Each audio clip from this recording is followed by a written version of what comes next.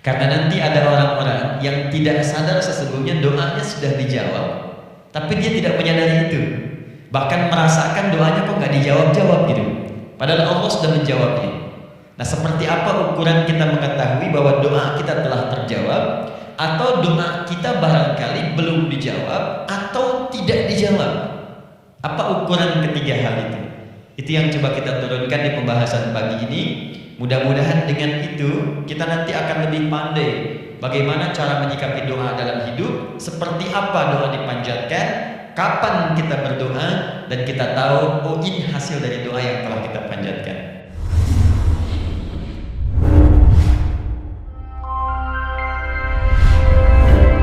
Alhamdulillahi Rabbil Alamin alladhi amarana bid-du'a faqala wa qala rabbukum ud'uni أستجب لكم فوعدنا بالإجابة فقال وإذا سألك عبادي عني فإني قريب أجيب دعوة الداعي إذا دعان والصلاة والسلام على رسول الله الذي وعدنا بالإجابة عندما ندعو إلى الله سبحانه وتعالى فقال من ضمن دعائه في أسماء الحسنى اقتداء من أصحابه صلى الله عليه وسلم أرأيت ماذا دعوت فقد دعوت بأسمائه الأعظم إذا دعي بها أجاب وإذا سئل بها أعطى اللهم صل وسلم وبارك على رسولك الكريم النبي الأمين وعلى آله وصحبه وأمته إلى يوم الدين أما بعد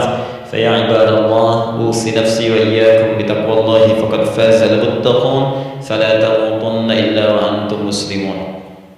Saudariku sekalian, Bapak Ibu, baik yang di dalam ruang masjid ataupun yang di luar masjid, di sekitaran masjid dan studio, saya ingin mengajak pada seluruhnya tanpa kecuali, mari kita senantiasa bersyukur pada Allah Subhanahu wa taala atas nikmat yang telah kita dapati sampai dengan pagi hari ini.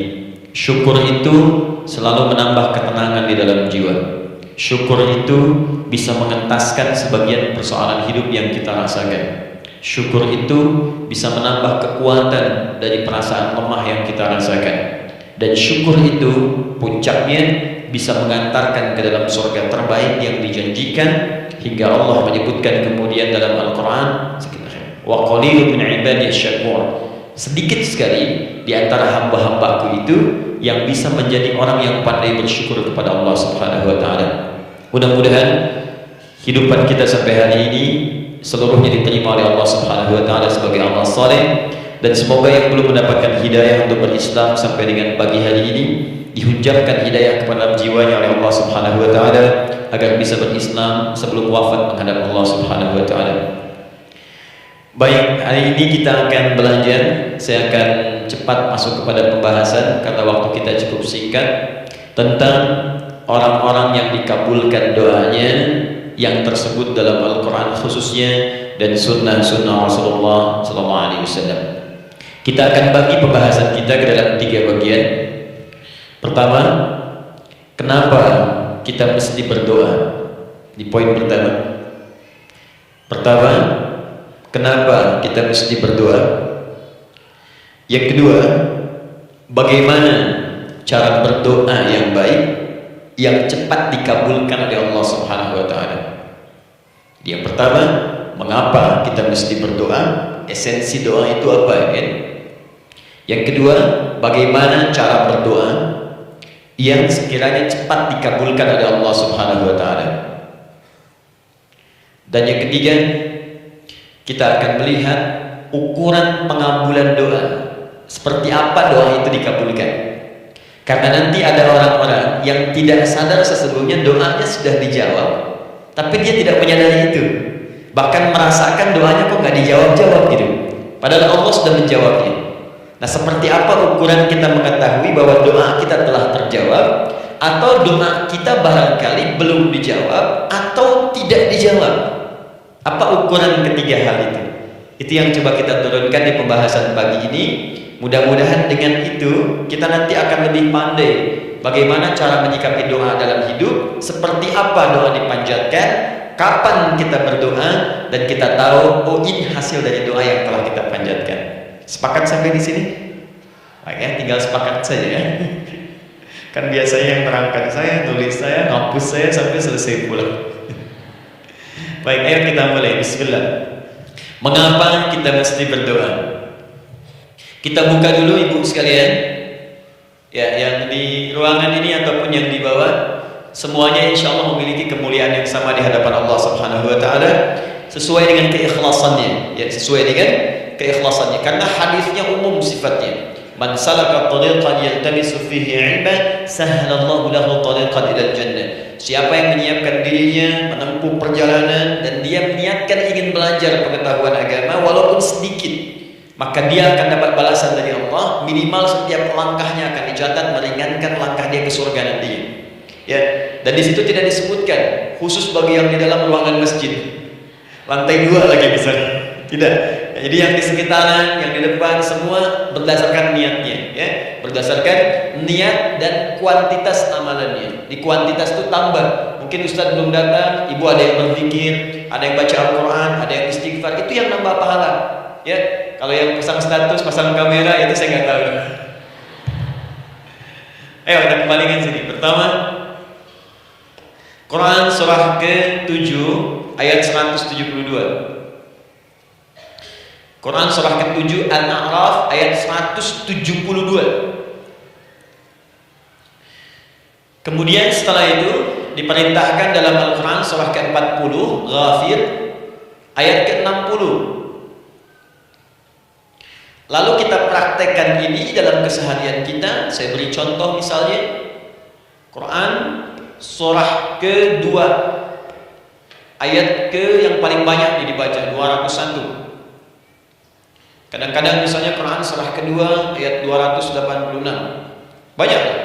Quran surah ke-7 ayat 23 misalnya, dan seterusnya. Ini bagian pertama.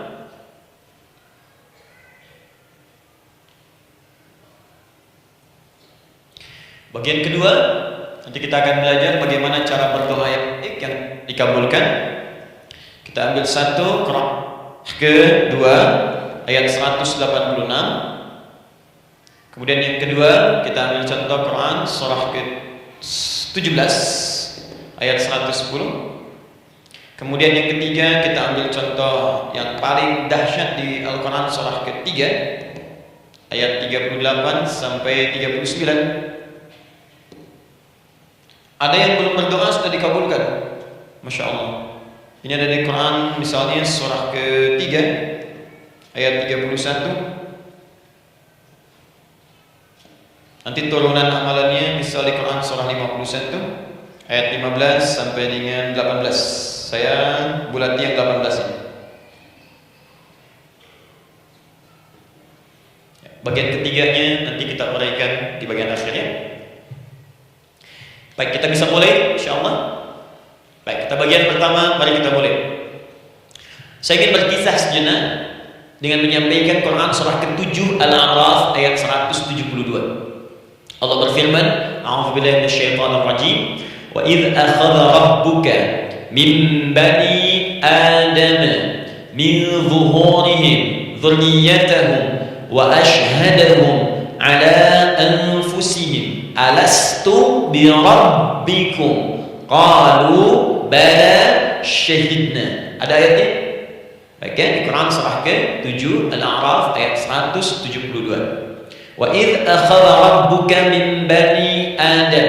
Kata Allah, dan ingatlah, pahamilah, pelajarilah, dalamilah.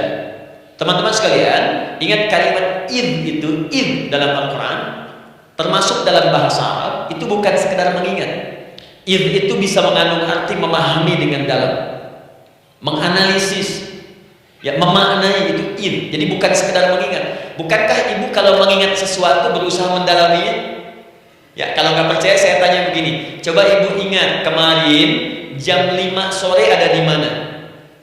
Bukankah sekarang sedang mendalami sesuatu? Sedang mencari memori jam 5 sore kemarin ada di mana? Setelah itu dihimpun jadi sesuatu lalu disampaikan dengan terstruktur, dengan rapi. Oh, kemarin saya ada di sini, di sini, di sini, mengerjakan ini. Itu id dalam bahasa Arab. Kalau di Al-Quran ada kalimat id. Itu berarti bukan sekedar kita diminta mengingat, tapi juga merenung, mendalami, memahami dengan dalam. Paham insyaallah? Baik, sekarang perhatikan. Nanti kalau ibu baca Al-Quran, maksud saya, ibu bisa menerjemahkan sendiri dan memahami dengan baik. Ya, bisa.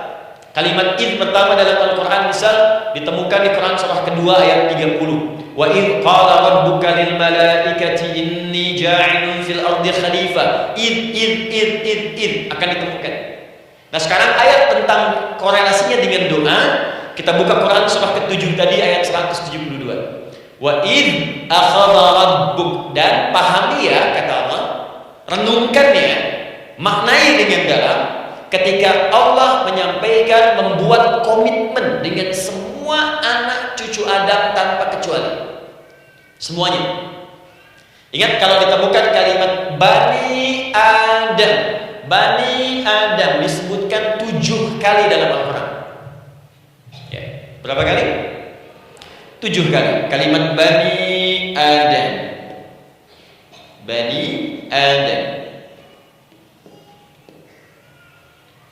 Ini menunjuk pada semua keturunan anak cucu Adam sampai selesai kehidupan. Ya, dari Nabi Adam alaihissalam, kemudian pasangannya Sayyidah Hawa alaihissalam, kemudian keduanya mulai berumah tangga, melahirkan keturunan. Diabadikan di Al-Quran surah keempat, ya, surah Ibu, ayat yang pertama. Ya ayyuhan nasu taqu rabbakumul ladzi khalaqakum min nafsin wahidah wa khalaqa minha zawjaha. Di situ kemudian ada zaujaha Hawa, ya. Wa batha minhuma rijalan katsiran wa nisaa. Dari situ turun keturunan laki-laki perempuan, laki-laki perempuan. Nanti menyebar, Bu, ya, menyebar. Ada yang ke Chicago, ada yang di Chicago, ada yang di Singapura, ada yang di Singapura. Semua nyebar. Ya, di Sunda, dari Jawa sampai ke Sumatera, sampai Indonesia, sampai Nusantara, sampai Asia, Eropa, sedunia. Nanti penyebarannya disebutkan di Quran surah ke-49 ayat ke-13. Ya ayyuhan nasu inna khalaqnakum min dzakarin wa untha. Hai manusia, semua saya ciptakan ada 2 jenis. Kalau bukan laki-laki itu pasti perempuan. Jadi tidak ada yang ketiga. Ingat ya?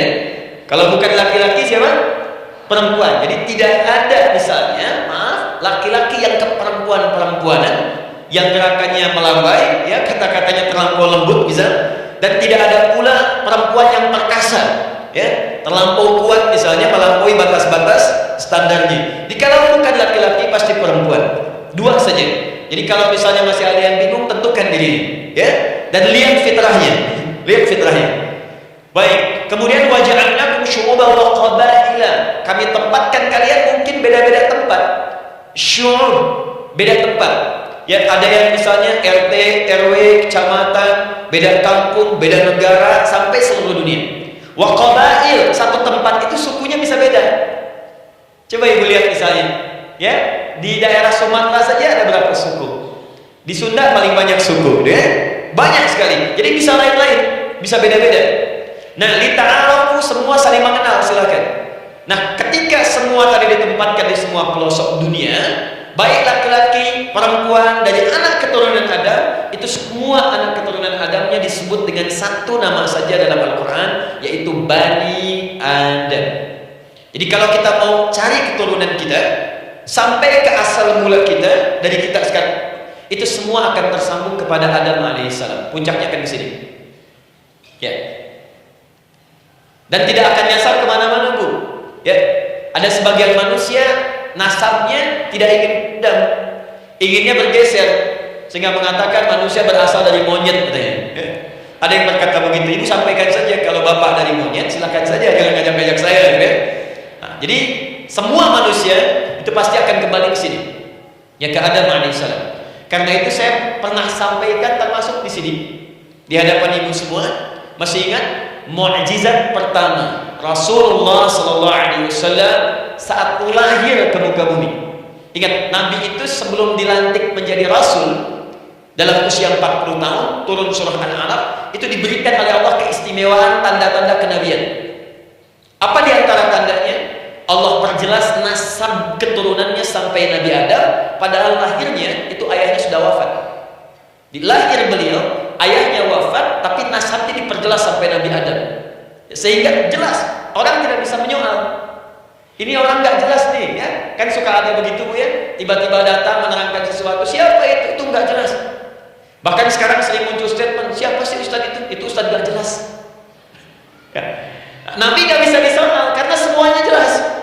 Nasabnya jelas, keturunannya jelas, kemuliaannya jelas, ilmunya jelas.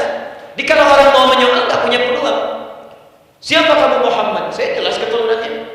Muhammad SAW bin Abdullah bin Abdul Muttalib bin Hashim bin Abdul Manaf bin Qusay bin Murrah bin Kilab bin Ka'ab bin Ghalib bin Fihr bin Malik bin Nadar bin Kinana bin Khuzaimah bin Mudrika bin Ilyas bin Nizar bin Mudar bin Ma'ad bin Adnan bin Adli bin Adli bin Muqawwam bin Nabur bin Talib bin Ya'rub bin Yasjub bin Nabil bin Ismail AS bin Ibrahim AS bin Azar bin Nahur bin Abil bin Kinan bin Al-Fakhshad bin Sam bin Nuh AS bin Mihlail bin Tushana bin Kinan bin Anwas bin Tis bin Adam alaihissalam.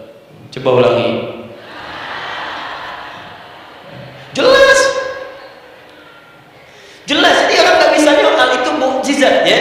Keistimewaan pertama sebelum Allah kemudian angkat menjadi Nabi dan Rasul di usia 40 tahun. Jadi kalau ibu ditanya, kamu jelas enggak? Jelas. Apa binnya? Bin Bani Adam. Itu bocoran dari Al-Quran. Ya, jadi kalau ditanya keturunan siapa kamu? Adam. Tahu dari mana? Allah yang nyampaikan langsung. Apa kata Allah? Bani Adam.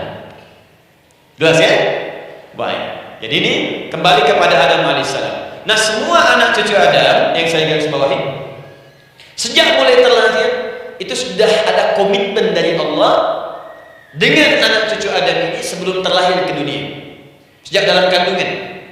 Jadi kalau ibu belajar hadis, bisa, dulu saya pernah amanahkan kalau ibu mau belajar dasar-dasar, cari kitabnya Imam An-Nawawi yang Al-Arba'in An-Nawawiyah, 42 hadis.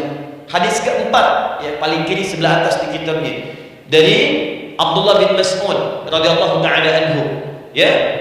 Qala Nabi sallallahu alaihi wasallam huwa as-sadiqul masduq. Nabi SAW pernah menyampaikan sedangkan beliau orang benar dan dibenarkan. Kapan perjanjian ini dibuat? Dalam usia kandungan 4 bulan. Dalam kandungan. Inna ahadakum yujma'u fi batni ummihi. Setiap kalian yang akan terlahir dari anak cucu Adam, kecuali Adam, Bu, ya. Nggak kecuali Adam, kecuali Hawa, karena ini asal mula manusia keduanya. Tapi keturunan Adam dan Hawa akan mengalami proses yang sama. Dikandung dulu ibundanya, kemudian terlahir. Adam tidak dikandung, ingat, Adam tidak ada bapak, Adam tidak ada ibu. Langsung diciptakan wujudnya oleh Allah Subhanahu wa ta'ala dari bahan dasar yang sama dengan manusia. Ya, karena itu saya pernah ditanya, pernah berdialog, ya, Ustaz, ini spesial Nabi Isa ini. Ya, spesial, Yesus Al-Masih Nabi Isa spesial. Karena itu diangkat sebagai Tuhan. Apa yang spesial? Kata beliau, karena ini bisa menghidupkan yang mati. Yang kedua, ini lahirnya beda dengan orang biasa. Bagaimana lahirnya? Tanpa bapak. Ibu saja tanpa bapak. Mana ada manusia yang lain seperti ini? Saya bilang, Adam lebih spesial lagi. Lahir tanpa ibu, tanpa bapak. Kenapa nggak jadi Tuhan? Tapi kan Adam nggak bisa menghidupkan yang mati. Dengan izin Allah, maaf, Nabi Ibrahim lebih canggih lagi. Buka Quran surah kedua, ayat 260, paling kiri sebelah atas. Wa idh qala Ibrahim rabbi arini kaifa tuhyil mauta qala awalam tu'min qala bala walakin ma'inna qalbi. Ketika Ibrahim memohon kepada Rabbnya, ya Allah, tolong tunjukkan kepadaku bagaimana cara menghidupkan yang mati. Kata Allah, kamu masih gak yakin? Kata Ibrahim, saya yakinnya, cuma supaya hati saya terbuktikan kepada yang lain tentang kuasa. Kata Allah, gampang. Lalu Allah berikan kemudian satu ketentuan sama persis dengan Nabi Isa, cuman prosesnya lebih canggih. Kalau Nabi Isa, tepuk mayatnya, bangun, bicara. Nabi Ibrahim kata Allah, nih ambil burung, potong-potong dulu, dicincang dulu. Sudah dicincang kemudian, mayatnya disimpan, jasadnya di tempat bukit yang berbeda. Kalau sekarang potong burung, simpan di bukit satu, jasad yang kedua simpan di bukit B. Kepalanya simpan di bukit A, ekornya simpan di bukit B, badannya simpan di bukit C. Panggil dengan nama Allah. Thummat uhunna yahtina kasa'in. Panggil bismillah dengan nama Allah, hidup. Sama persis dengan Nabi Isa. Dengan nama Allah biidznillah, hidup. Nabi Ibrahim biidznillah, dengan nama Allah hidup. Menyatu semuanya jadi satu. Kalau Nabi Isa kemudian ada yang menduga sebagai Tuhan, kenapa Nabi Ibrahim tidak angkat jadi Tuhan? Paham, ya? Nah, ini menunjukkan bahwa ada pola pemikiran yang harus dikembalikan supaya benar cara memahaminya. Jelas di sini? Maaf saya sedikit agak lompat ya. Saya kembalikan kemudian, perhatikan sini. Inna ahadakum yujma'u fi batni ummihi. Karena itu semua anak cucu Adam, beda dengan Adam, akan proses lahirnya dikandung dulu di perut ibundanya. Fokus baik-baik. Arba'ina yawman nutfah, 40 hari pertama baru kemudian proses antara spermatozoa dengan ovum berproses. Thumma yakunu mithla dzalika, kemudian 'alaqah, 40 hari yang kedua jadi 'alaqah, zigot yang menempel di dinding rahim. Thumma yakunu mithla dzalika mudghah, 40 hari ketiga berbentuk mudghah, sudah mulai berbentuk daging sekeratan, ada bentuknya. Dan usianya sudah 4 bulan, 40 hari ketiga, 120 hari. 120 hari. Thumma yursalu ilaihil malak, kemudian diutuslah malaikat, fayanfukhu fihi ruh, maka ditiupkan roh ke dalamnya. Jadi ingat, kalau di antara sini, di antara kita ada ibu misalnya yang tengah hamil, tengah mengandung, ingat baik-baik, atau keluarganya, kerabatnya, usia 4 bulan itu roh sudah ditiupkan. Di kandungan sudah ada rohnya. Hati-hati ya. Berapa bulan? 4 bulan. Karena itu nanti ada ayat dalam Al-Quran, Quran surah ke-7 ayat 189. Di posisi ini harus banyak berdoa dan beramal soleh. Ingat ya, berdoa, beramal soleh, minimal minta kepada Allah. Da'awallaha rabbahuma la in ataitana sholihah lanakunanna minasyakirin. Minta banyak kepada Allah, ya Allah jadikan anak saya anak yang soleh, jadikan anak saya anak yang soleh. Dari usia itu 4 bulan sampai ke atas menjelang lahir. Nanti diiringi oleh amal soleh kedua orang tuanya. Ini sudah penelitian dokter muslim, khususnya di Asia Tenggara. Saya diskusi dengan seorang dokter muslim, ternyata ada korelasi amal soleh yang dikerjakan kedua orang tua, ayah dan bunda atau calon ayah dan bunda kepada anak yang sedang dikandung yang belum dilahirkan. Jadi kalau orang tuanya rajin baca Al-Quran, itu berpengaruh ke anak, Bu. Dan penelitian terkini itu mempercepat anak itu menjadi seorang penghafal Quran ketika lahir. Ya, pernah satu kali dibacakan Al-Quran posisi janin itu berubah, seperti sujud gitu. Itu penelitian sudah di MRI waktu itu dilihat ya, kelihatan. Jadi ada korelasi antara kesolehan orang tua dengan kesolehan anak yang sedang dikandung. Hati-hati ya. Tapi yang penting diketahui adalah dalam usia kandungan 4 bulan itu disebutkanlah isyarat di Quran surah ke-7 ayat 172 terjadi perjanjian komitmen dengan Allah Subhanahu wa taala. Apa perjanjiannya? Wa idh akhadha rabbuka min bani adama min zuhurihim dzurriyyatahum wa ashhadahum ala anfusihim. Lihat perjanjiannya, saya fokus di kalimat ini, alastu bi rabbikum. Apakah engkau akan berkomitmen saat ini bersaksi? Karena kalimatnya bersaksi. Wa asyhadahum, dan mereka bersyahadat, bersaksi, komitmen. Di komitmennya menggunakan kata syahadat di sini. Karena itu nanti setiap bayi yang sudah terlahir dari rahim ibu manapun itu berada dalam keadaan suci karena sudah bersyahadat dalam perut ibundanya. Masih ingat hadis ini? Kullu mauludin yuladu 'alal fitrah. Setiap yang terlahir dari rahim perempuan manapun itu membawa fitrah. Apa di antara fitrah yang dimaksudkan itu? Fitrah keislaman, fitrah mengakui Allah sebagai Tuhan. Itu nanti ada di Quran surah ke-30 ayat ke-30, paling kanan sebelah atas. Quran surah 30 ayat 30.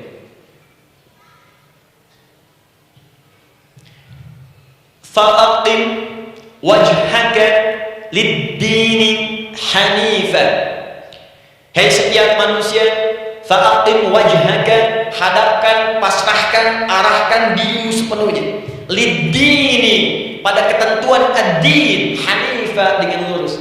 Di setiap manusia itu punya fitrah untuk beragama, punya kecenderungan untuk mencari Tuhan.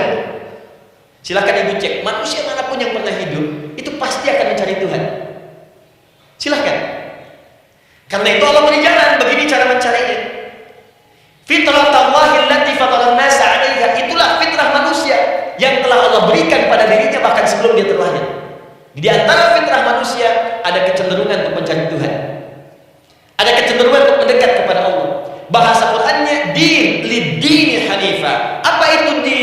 Itulah Islam. Quran surah ketiga ayat 19. Inna dina indallahil Islam. Karena itu silakan cek, semua orang itu pasti akan mencari Tuhan. Setiap manusia. Ada yang melihat kayaknya ada di hewan, kayaknya ada di pohon, kayaknya ada di alam, kayaknya ada di patung, kayaknya ada di mencari dia. Terus Allah beri jalan. Kalau kamu ingin mencari yang benar, din yang dimaksud Islam, diberikanlah tuntunan dalam Islam. Jelas di sini? Baik, karena itulah kemudian setiap bayi yang terlahir itu disebut oleh Nabi dia suci, dia bersih karena telah membawa risalah Islam dalam dirinya. Hanya sayang nanti fa abawahu yuhawidanihi aw yunassaranihi aw yumajjisanihi. Lingkungan nanti akan mengubah dia keluar dari fitrahnya. Bisa dipengaruhi, tiba-tiba berubah misalnya keyakinan. Bisa karena kejadian tertentu dia jauh dari Allah Subhanahu wa taala. Dia muslim, cuman karena kondisi tertentu, pekerjaan menjauhkan dia dari Allah, lupa sholat. Telenovela menjauhkan dia dari Al-Quran. WhatsApp, Facebook, media sosial melupakan dia dari ibadah. Coba ibu, kalau online setiap hari berapa kali dengan media sosial? Ganti status. Online dengan Allah berapa kali dalam sehari? Coba hitung. Online dengan Allah yang paling maksimal kan sholat fardu 5 kali. Kalau 1 kali 5 menit kali 5 cuma 25 menit. 25 menit online dengan Allah. Berapa menit online dengan media sosial yang tidak nyata? Dan cita-cita masuk surga. Ayo sini. Nah, saya belum selesai. Jadi yang pertama, dalam perjanjian 4 bulan ini, pertama ada komitmen bersyahadat menuhankan Allah. Tapi yang kedua, ini yang dahsyat. Perhatikan kalimatnya, fokus. Saat Allah memperkenalkan dirinya dalam kandungan kita usia 4 bulan itu, dengan nama apa Allah memperkenalkan diri? Coba lihat ayatnya. Alastu bi rabbikum, dengan nama Rabb, Rabb. Wa id akhadha rabbuka min bani Adam dzurriyyatahum, awas, wa asyhadahum ala anfusihim. Alastu bi rabbikum, dengan nama Rabb. Rabb. Nah, ibu sekalian, kata Rabb ini itu berasal dari kata ar-rububiyah. Ar-rububiyah yang berarti sifat merawat, memberikan semua kebutuhan. Saya ulang ya. Merawat, memberikan semua kebutuhan. Sudah? Menyayangi, memaafkan, mengasihi, mengampuni. Masya Allah. Merawat, memenuhi sebuah kebutuhan, menyayangi, memaafkan, mengampuni. Jadi semua hal yang terkait dengan perhatian ada pada kalimat Rabb. Sifatnya disebut dengan rububiyah. Zat yang memperhatikannya disebut dengan Rabb, namanya Rabbun. Baik. Pelan-pelan. Nah, seakan-akan Allah ingin berkata begini, hei, engkau buat perjanjian dengan saya sekarang. Engkau bersaksi, saya sebagai Tuhan, siap bersaksi, menuhankan saya. Nanti ketika kamu lahir, apapun yang kamu butuhkan dalam kehidupan, aku akan berikan. Kamu akan saya rawat. Kalau sakit, kamu saya sembuhkan. Minta sesuatu yang kamu butuhkan, saya akan berikan. Kamu butuh sesuatu, saya akan hadir. Kamu salah minta maaf, saya maafkan. Kamu dosa minta ampun istighfar, saya ampuni. Kamu ingin sesuatu yang lebih baik, saya berikan. Pokoknya semua yang kamu inginkan selama kau butuhkan yang itu baik, aku berikan. Kira-kira, maaf Bu ya, maaf sekali. Kalau ada yang nawarkan kepada ibu, mau nggak ikut saya? Nanti sebuah kebutuhannya saya berikan. Kalau sakit, saya berikan jaminan kesembuhannya. Kalau butuh sesuatu, saya berikan. Kalau ingin ini itu selama butuh, saya sampaikan. Kira-kira ibu nolak atau ikut? Baik. Ikutnya mikir dulu atau tidak? Tidak. Jangankan yang tinggi-tinggi Bu ya, suami aja nawarkan, "Mah, mau nggak ikut papa?" Papa nanti kasih handphone S10. Sama gelang nggak, Pak? Ikut ya. Dan tanpa pikir, dalam bahasa Arab sesuatu yang disetujui tanpa dipikirkan lagi itu disebut bala namanya. Bala sekali saja, sekali ya, tidak dua kali. Tidak ditambah, tidak dikurangi. Ingat, kalau Allah sudah sampaikan kalimat, jangan tambah, jangan kurangi ya. Bala tidak ditambah enggak, tidak disebutkan dua kali. Bala ya. Bala itu artinya siap. Ya. Tanpa fikir. Karena memang gak ada yang dipikirkan lagi. Apa yang mau dipikirkan? Semua kebutuhan dikasih, semua keinginan dikabulkan sepanjang baik. Kalau sakit ada jaminan disembuhkan, dikasihi, disayangi, salah dimaafkan. Ya, kalau dosa diampuni, apalagi yang kurang, gak ada aib, gak ada yang kurang, sempurna semua. Kita katakan bala tanpa fikir. Karena itu, perhatikan, setiap kita kemudian, ibu sekalian, datang terlahir ke bumi, mengalami kehidupan, fitrah kita setiap mendapatkan kebutuhan, kita akan menyebut nama Allah Subhanahu wa Ta'ala dengan nama yang telah dijanjikan itu. Silakan ibu cek. Bukankah ibu ketika ada kesulitan memohon kepada-Nya, ya Allah, tolong sembuhkan ya Allah, ya Allah, lancarkan ya Allah, ya Allah, sukseskan suami saya, ya Allah, tenangkan kehidupan rumah tangga kami, ya Allah, anugerahkan solusi, ya Allah, sembuhkan ibu saya. Semua minta kan? Dan dahsyatnya ketika ibu memohon kepada Allah itu, ibu gunakan kalimat yang telah disepakati ketika Allah sampaikan kepada kita. Rabb, Rabb, Rabb. Perhatikan, kalau ibu berdoa, doa apa paling favorit? Rabbana atina fid dunya hasanah, fil akhirati hasanah, wa qina. Doa apa itu? Sapu jagat. Bu bayangkan, Nabi aja nggak tahu tuh istilah itu sapu jagat. Ibu, wah, masya Allah, Indonesia kreatif, luar biasa. Ada doa sapu jagat, ada doa sapu nggak ada jagatnya, ada doa jagat nggak ada sapunya. Pokoknya luar biasa. Ya, ya. Lihat, bukankah kalimatnya dibuka dengan Rabb? Rabbana atina fid dunya, Rabbana zalamna anfusana wa illa taghfir lana wa tarhamna lanakunanna minal la yukallifullahu nafsan illa laha ma kasabat wa 'alaiha ma. Perhatikan, Rabbana la in nasina, Rabbana Rob. Ini ayatnya. Sapu jagat Quran surah 2 ayat 201. La yukallifullahu Quran surah 2 ayat 286. Rabbana zalamna Quran surah 7 ayat 23. Yang ini saya sampaikan, setiap kita butuh sesuatu, kita menyebut namanya dengan kalimat Rabb. Kenapa kita katakan Rabb? Karena Allah sendiri menyebutkan dengan kalimat Rabb. Alastu bi rabbikum, saya nanti adalah Tuhan yang akan memperhatikan kalian, menyayangi kalian. Saya Tuhan yang akan merawat kalian, memberikan semua kebutuhan. Makanya ibu tuh kalau ada persoalan nagih seakan-akan ke Allah. Ya Allah, kan Engkau yang berjanji kepada saya, Engkau yang berjanji, Engkau yang menepati, ya Allah, karena Engkau Tuhan. Kalau manusia, dia berjanji, dia yang mengingkari, dia awali, dia yang akhiri. Tapi Engkau beda ya Allah. Kenapa? Engkau berjanji, Engkau yang menepati. Quran surah ketiga ayat 9. Innallaha la yukhliful mi'ad. Engkau yang berjanji, Engkau yang menepati.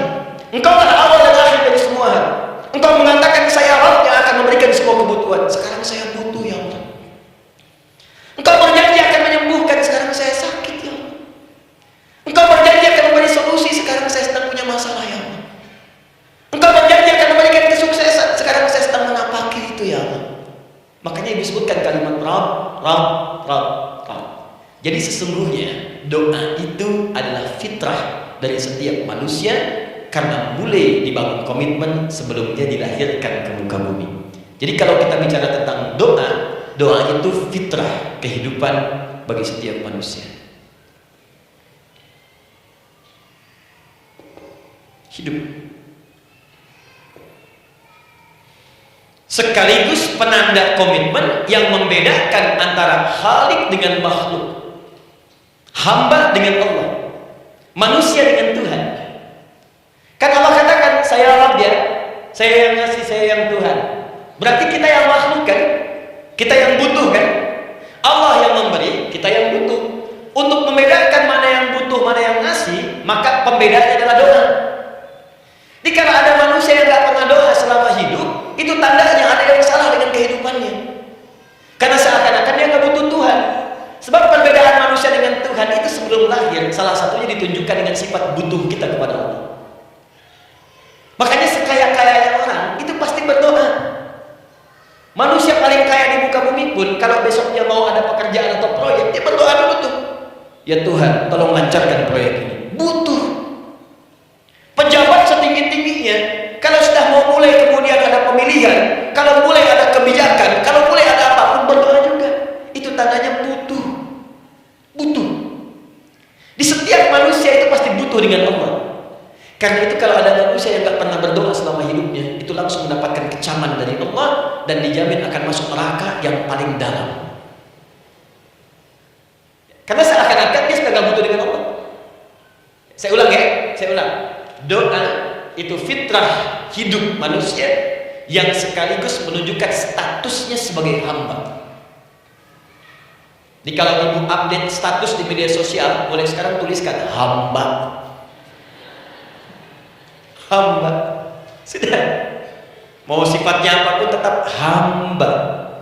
Ya, mau pejabat, mau orang kaya, mau cukup, mau macam-macam, mau ustadz, mau syekh, mau habib, tetap ujungnya hamba.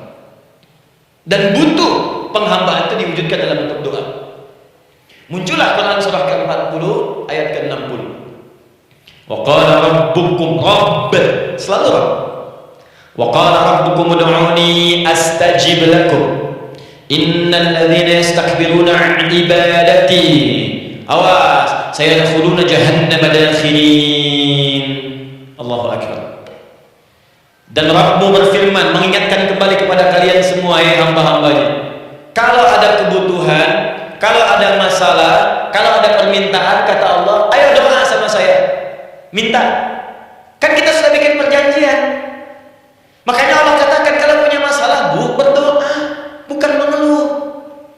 Kalau punya persoalan, Bu, berdoa, bukan bikin status.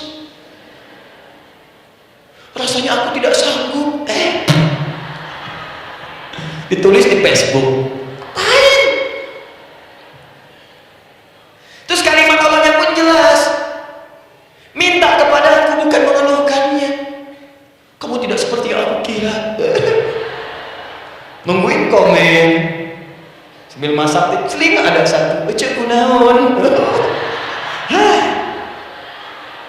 Makin meluas masalah. Untuk abi mas sabar. Sudah. Paham ya? Jadi ini kaidah hidup yang pertama, sebetulnya sederhana, cuma jarang digunakan gitu. Sederhana, cuma jarang dipakai. Kata Allah kan, kamu doa itu, saya kasih ketenangan. Jadi Bu, gini, doa itu manfaatnya, walaupun solusi belum datang, tapi hati tenang. Tenang. Jadi kalau mau curhat-curhat sama Allah, sampaikan, minta, mohon, berikan. Minimal tenang. Saya kasih rahasia ya. Ini di antara kita saja. Lihat sini. Saya hapus dulu deh. Bismillah. Masya Allah. Mau hapus sendiri, nulis sendiri, mau hapus, lari sendiri.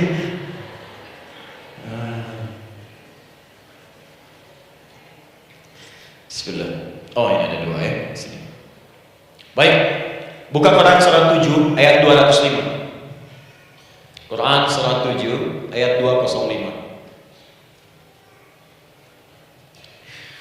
Doa itu disebut zikir di ayat itu. Jadi kalau ibu sedang berdoa, itu sedang berzikir. Wadhkur rabbaka fi nafsika tadarruan wa khifatan wa dunal jahli minal qaul. Ada ayatnya? Oke. Pakai Rabb lagi kan? Wadhkur rabbaka. Kalau engkau punya masalah, kata Allah, sekecil apapun, di rumah tangga kan, di kantor kan, kehidupan sosial kan, kata Allah, ayo sebut, minta kepada Allah, berdoa. Doa disebut dengan zikir. Zikir itu semua kegiatan yang membuat kita ingat Allah. Zikir. Baca Quran, zikir. Dalilnya Quran surah ke-15 ayat 9. Inna nahnu nazzalna dzikra. Kami turunkan Al-Quran sebagai zikir. Menghafal Quran, zikir. Quran surah 54 ayat 17, ayat 22, ayat 32, ayat 40. Walaqad yassarnal Qur'ana lidzikri. Kami akan mudahkan Al-Quran untuk diingat, dihafalkan. Zikir, sebagai zikir kepada Allah. Ibu selepas sholat baca subhanallah, alhamdulillah, Allahu akbar, zikir. Quran surah keempat ayat 103. Fa idza qadaytumus sholata fadhkurullah. Maka jika Anda telah tuntas mengerjakan sholat, segera berzikir kepada Allah. Sholat sendiri zikir. Quran surah ke-20 ayat ke-14. Innani anallahu la ilaha illa ana fa'budni wa aqimis sholata lidzikri. Saya Allah, kata Allah. Tidak ada Tuhan selain saya. Sembah saya. Bagaimana menyembah Allah? Tunaikan sholat sebagai zikir kepada Allah. Zikir. Di zikir semua amalan yang mendekatkan kita dengan Allah. Doa itu satu dari bagian zikir. Tapi tahukah ibu fungsi zikir yang paling utama itu apa? Quran surah 13 ayat ke-28. Ala bidzikrillahi tatma'innul qulub. Yakinkan pada dirimu, kalau zikirmu benar kepada Allah, maka dia akan berdampak kepada hati menjadi lebih tenang. Zikir itu manfaat pertamanya membuat hati tenang. Tadi saya contohkan, baca Al-Quran, zikir kan? Jika ibu sedang tidak tenang, sedang gelisah, ada masalah, daripada bangun sana sini, wudu, ambil mushaf, baca. Saat baca itu mungkin solusi belum datang, tapi hati itu lebih tenang. Kaitan dengan bahasan kita, doa, minta doa. Jadi kalau orang punya masalah itu, kalau berdoa, walaupun solusinya belum datang, walaupun kemudian jawabannya belum tiba, minimal hati ibu itu tenang. Ini dia. Kan surah 13 ayat 28. Rumus ini pakai, gunakan dalam hidup. Karena yang tahu kehidupan kita itu Allah yang menciptakan kita. Yang tahu pesawat, yang bikin pesawat. Yang tahu handphone, yang bikin handphone. Yang tahu mikrofon, yang bikin mic-nya. Yang tahu kita, yang menciptakan kita.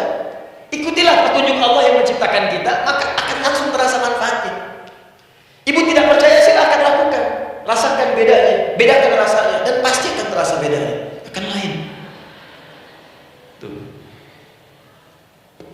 Doa.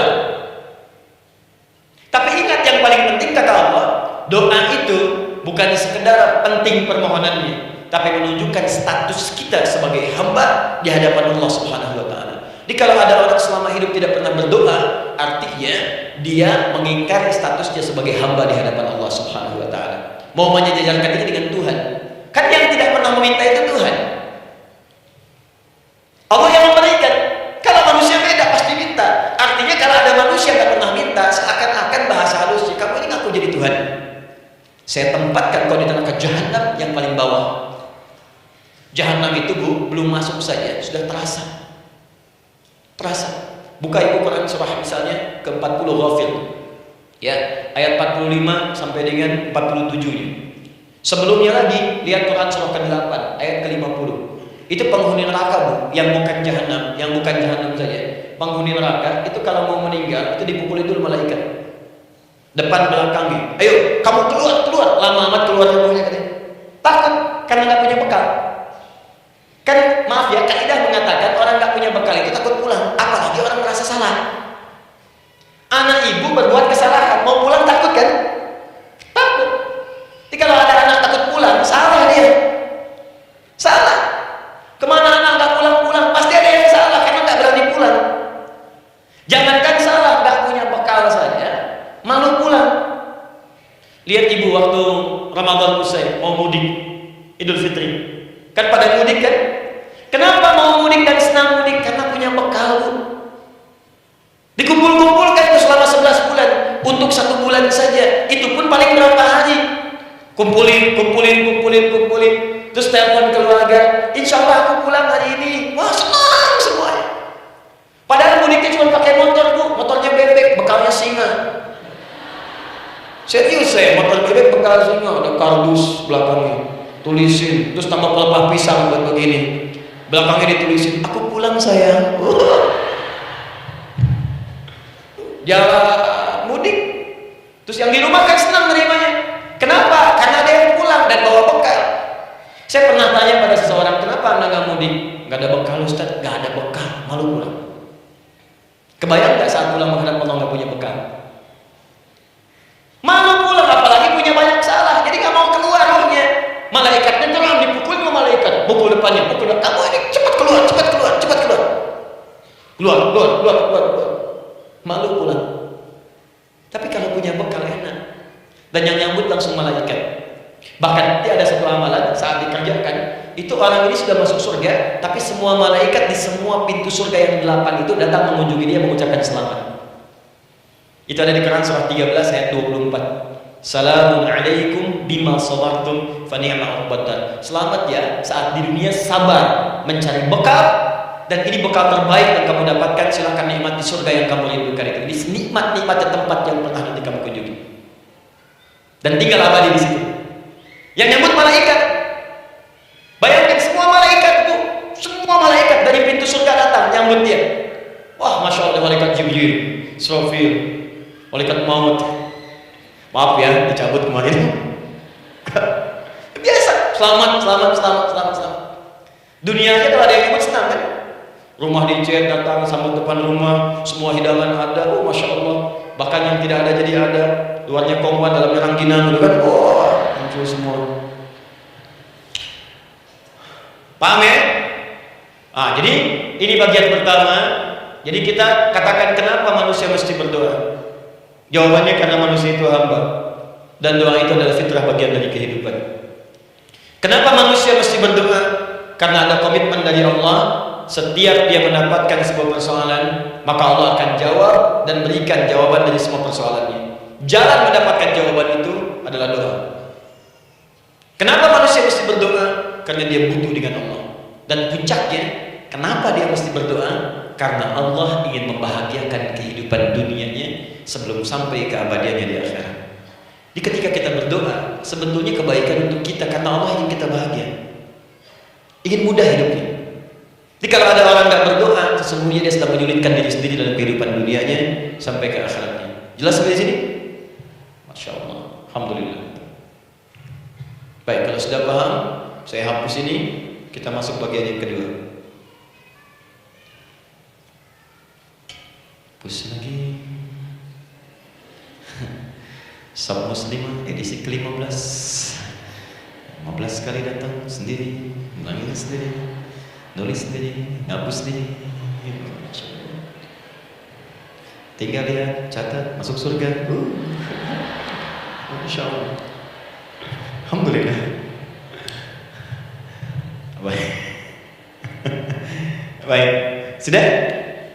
Alhamdulillah. Saya ingin setiap pembahasan kita dipahami ya. Saya tidak menyukai kalau datang melihat tapi nggak paham gitu. Ya, dengar tapi nggak paham. Saya tidak ingin satupun keluar dari sini kecuali paham. Ya. Ibu paham? Paham Ustaz. Pada pamitnya silakan. Apa yang ibu pahami? Doa.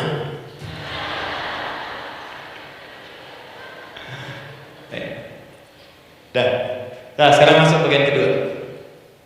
Bismillah. Kalau sudah mengerti yang tadi, persoalannya adalah bagaimana cara kita memohon kepada Allah. Itu dia. Bagaimana cara kita meminta? Kata Allah, kamu kalau punya masalah minta. Ya Allah, caranya bagaimana? Karena sesuatu yang dikerjakan tanpa ilmu dan tidak tahu caranya, itu bisa keliru. Hidup itu menyembah Allah tidak cukup dengan iman, Bu. Mesti pakai ilmu. Iman saja sekalipun kuat tanpa ilmu itu bisa salah. Kuat ingin mendekat kepada Allah. Ya Allah, ya Allah, aku ingin ibadah kuat. Saya punya kawan dulu di pesantren. Tahun kedua dia sudah berubah. Ya, tadinya orang tuanya melihat anaknya Masya Allah tiba-tiba ada perubahan, senang ibadah, Bu. Malam-malam dia bangun, ini kisah nyata saya alami sendiri. Masya Allah, saya senang sekali. Kita saling doakan, dia bangun malam tahajud, bangun jam 2, Anda bayangkan. Yang sebelumnya menjelang subuh atau apa, ini malam Jumat lagi, malam libur. Malam libur biasanya santri itu kebanyakan ada yang keluar, ada yang main, ada yang macam-macam. Ini dia malam tahajud jam 2 bangun. Saya bahagia sekali. Udah bangun, sholat selesai.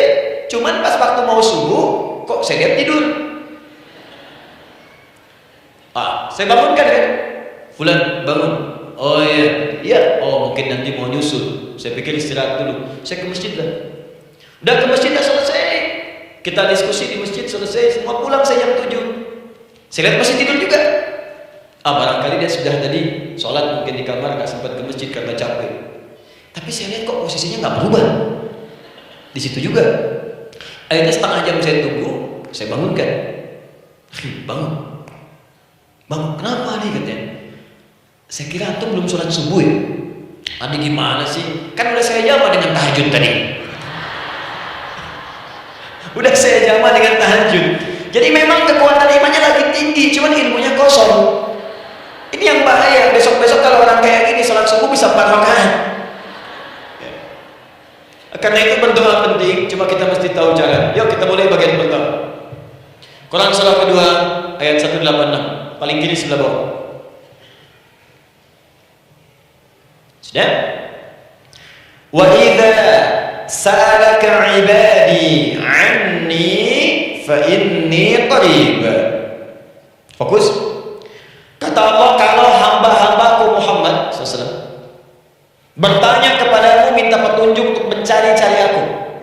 Tubuh, coba lihat ayat doa dibuka lagi dengan kalimat hamba untuk menegaskan status kita. Jadi kalau ditanya kita siapa di hadapan Allah, makanya nggak usah sombong. Jangan sombong karena kita cuma hamba. Karena itu ketika Qarun sombong, Qarun itu manusia terkaya yang pernah hidup di bumi. Hartanya ini saya kasih bocoran sedikit, kunci berangkasnya saja kemana-mana itu suka dibawa, dipikul paling sedikitnya 8 bodyguard, cuman bawa kunci berangkas saja begini. Di Qarun pengen ngasih tahu, kalau ada yang pengen nyuri di tempat saya silakan aja, ini aja bodyguard saya ngangkat kuncinya susah. Qarun. Jadi kalau Anda tidak sekaya Qarun, jangan ikutin sombong, telat, gak ada kerjaan, sudah ada yang lebih kaya. Ya, dan apa yang terjadi? Fakhosabna, kata Allah, kami telan, likuifasi, telan oleh bumi semua, dengan kekayaannya semua habis. Jadi ketika ada seseorang yang lupa dengan statusnya sebagai hamba, maka Allah akan memberikan pelajaran kepadanya untuk taubat. Kalau nggak mau taubat juga, telan habis untuk menunjukkan kamu itu bukan Tuhan, saya Tuhan. Maka jangan ikutan sombong. Kalau ada yang punya Ferrari, Lamborghini, ya, wah, bikin rame di jalan, cuman nggak status, kasih tahu, maaf mas, telat. Itu gambaran hidup. Dan ingat, setiap dibuka dengan kalimat permohonan, itu kalimatnya hamba. Hambaku, hambaku, hambaku. Termasuk mau minta tobat, hamba. Quran surah 39 ayat 53. Qul ya ibadiyalladzina asrafu ala anfusihim la taqnatu min rahmatillah. Katakan Muhammad pada hambaku yang merasa banyak dosa, pengen berdoa minta tobat. Kata Allah, hamba. Saya terima tobatnya, hamba. Ini ya. Ini pun adab yang pertama dari Al-Quran. Adab yang pertama, kalau kita ingin berdoa dan doa itu cepat ingin dikabulkan, maka berdoalah dengan cara menghamba di hadapan Allah Subhanahu wa Ta'ala. Jangan merasa tinggi.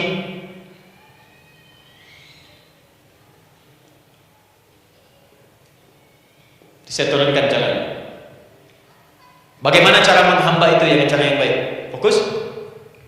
Wa idza sa'alaka 'ibadi 'anni, Muhammad SAW, jika ada hamba-hambaku bertanya padamu tentangku, ingin mencari-cari aku. Masya Allah, ibu maaf ya, biasanya kan kalau orang mencari Allah, ingin mendekat kepada Allah, entah itu datang ke masjid, bangun malam, biasanya motifnya cuma 2. Satu, ada kebutuhan, pengen berdoa, terus dekat sama Allah. Besok mau arisan, malamnya tahajud. Anak mau ujian baru puasa, kan? Suami ada proyek, baru baca Quran, dia terus itu biasa itu, biasa jadi fitrah bu. Tumben jam tahajud fitrah, itu biasa itu. Yang kedua, taubat dari maksiat, taubat. Seorang taubat ke masjid, bangun malam, doa, itu biasa. Jadi kalau ada seperti itu tandanya kita hamba normal manusia. Fa inni qarib, kata Allah, katakan Muhammad SAW, katakan kepadanya, janganlah mencari, aku dekat. Dekat, jangan mencari aku dekat. Jadi Bu, ketika kita butuh Allah, langsung jawab oleh Allah. Kamu mau apa? Aku dekat. Itu secara psikologi memberikan ketenangan yang paling dalam. Saya belum datang di sini sampai jam 8. Ibu tanya panitia, ustadznya mana sih? Ukti ustadznya mana? Jawaban pertama misalnya, ini belum jelas nih ustadznya. Gak ada kabar. Yang kedua mengatakan, tenang saja, ustadz sudah dekat. Maka yang kedua itu lebih menenangkan kepada kita. Ketika ibu mencari, ya Allah, saya sedang ada masalah, langsung dijawab oleh Allah. Tenang, aku dekat denganmu. Mau minta apa? Itu Bu. Jadi kalau ibu sedang punya persoalan, psikologi Al-Quran mengatakan langsung merasakan Allah itu bersama kita, dekat, menunggu kita mau minta apa. Ibu punya masalah dengan suami, ingin mengadu. Lu kata Allah, saya dekat, kamu kenapa? Ada masalah apa? Ayo minta, ayo cerita. Mohon. Ibu punya masalah dengan anak, ibu punya masalah dengan tetangga, di pekerjaan, kehidupan sosial. Kata Allah, saya dekat. Nah, perasaan itu hadirkan dalam jiwa kita. Ini sekarang jarang didapatkan. Jadi kalau ada masalah itu, hal pertama yang dilakukan itu belum ingat Allah itu masalahnya. Di kebanyakan manusia itu kalau punya masalah selalu ingin yang pertama itu solusinya, bukan Allahnya. Kan pemilik solusinya Allah. Jadi kalau kita ingat pada yang memiliki, maka apapun yang kita minta akan diberikan. Bahkan ada orang yang saking ingatnya dengan Allah sebelum minta sudah dikabulkan. Itu yang dahsyat. Nah, sekarang setelah kita paham tentang kedekatan ini, kemudian kita praktekkan. Jadi Bu, ya maaf ya, ketika ibu punya masalah apapun, yang pertama diingat Allah. Allah, Engkau telah berjanji, Engkau pasti akan tepati. Ya Allah, sekarang aku ada persoalan. Nah, sekarang teruskan ayat. Ujibu da'watad da'i idza da'a. Ujib.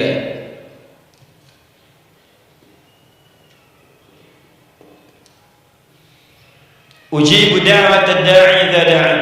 Aku pasti akan menjawab, mengabulkan setiap doa hambaku jika dia bermohon kepadaku.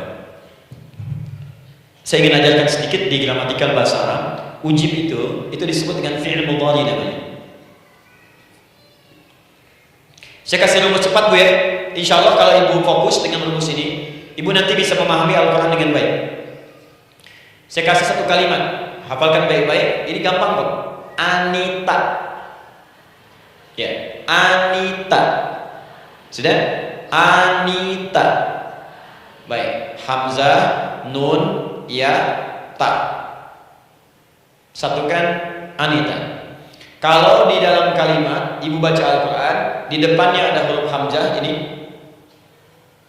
atau nun, atau ya, atau ta, maka itu rumus mudhari namanya.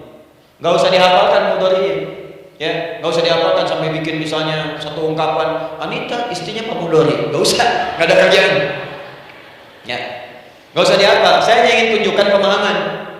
Kalau ada bentuk seperti ini punya 3 makna. Kalau dalam bahasa Inggris itu disebut present, ya, continuous, dan future. Present, continuous, and future. Sekarang, terus, sampai kapanpun. Sekarang, terus berlangsung, continuous, and future, sampai kapanpun di masa depan. Ini bentuknya disingkat dengan rumus ini, Anita. Di dalam konteks pengabulan doa, kata Allah, ketika saya akan kabulkan. Kalau kamu punya masalah, kamu berdoa, saya akan kabulkan. Nah, kalimat Allah saya akan kabulkan ini bentuknya menggunakan mudhari. Ada hamzah di depannya, uji. Artinya apa? Kalau ibu sekarang berdoa, saya akan kabulkan, kata Allah. Terus kamu berdoa, saya akan jawab. Nanti pun punya masalah di masa depan, kamu berdoa, saya jawab juga. Jadi artinya tidak ada doa yang sia-sia. Semua doa, ingat, sepanjang kita butuhkan, pasti Allah berikan. Doa itu sepanjang kita butuhkan, pasti akan dijawab.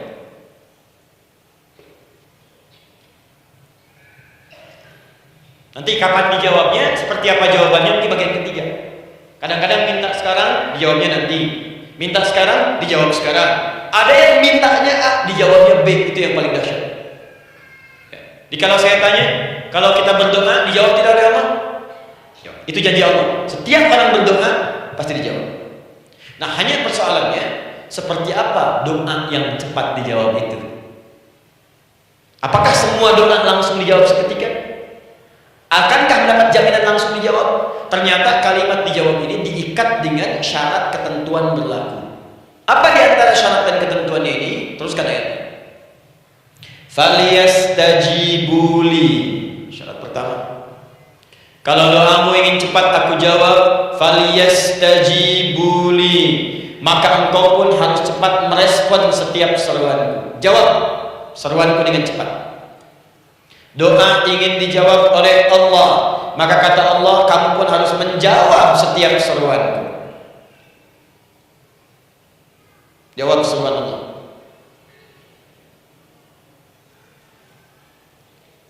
Ayo respon, adil. Maunya dapat gaji aja, kerja gak mau. Ya? Apa ibu pikir duduk manis santai di ruangan tengah, tiap bulan suami datang berikan uang belanja? Belum tentu. Kalau sikap tidak bagus, ya interaksi tidak mulia, maka belum tentu itu didapatkan. Maka syarat pertama kata Allah, kalau doamu ingin cepat aku jawab, maka setiap aku seru, cepatlah engkau kemudian kerjakan dan jawab itu.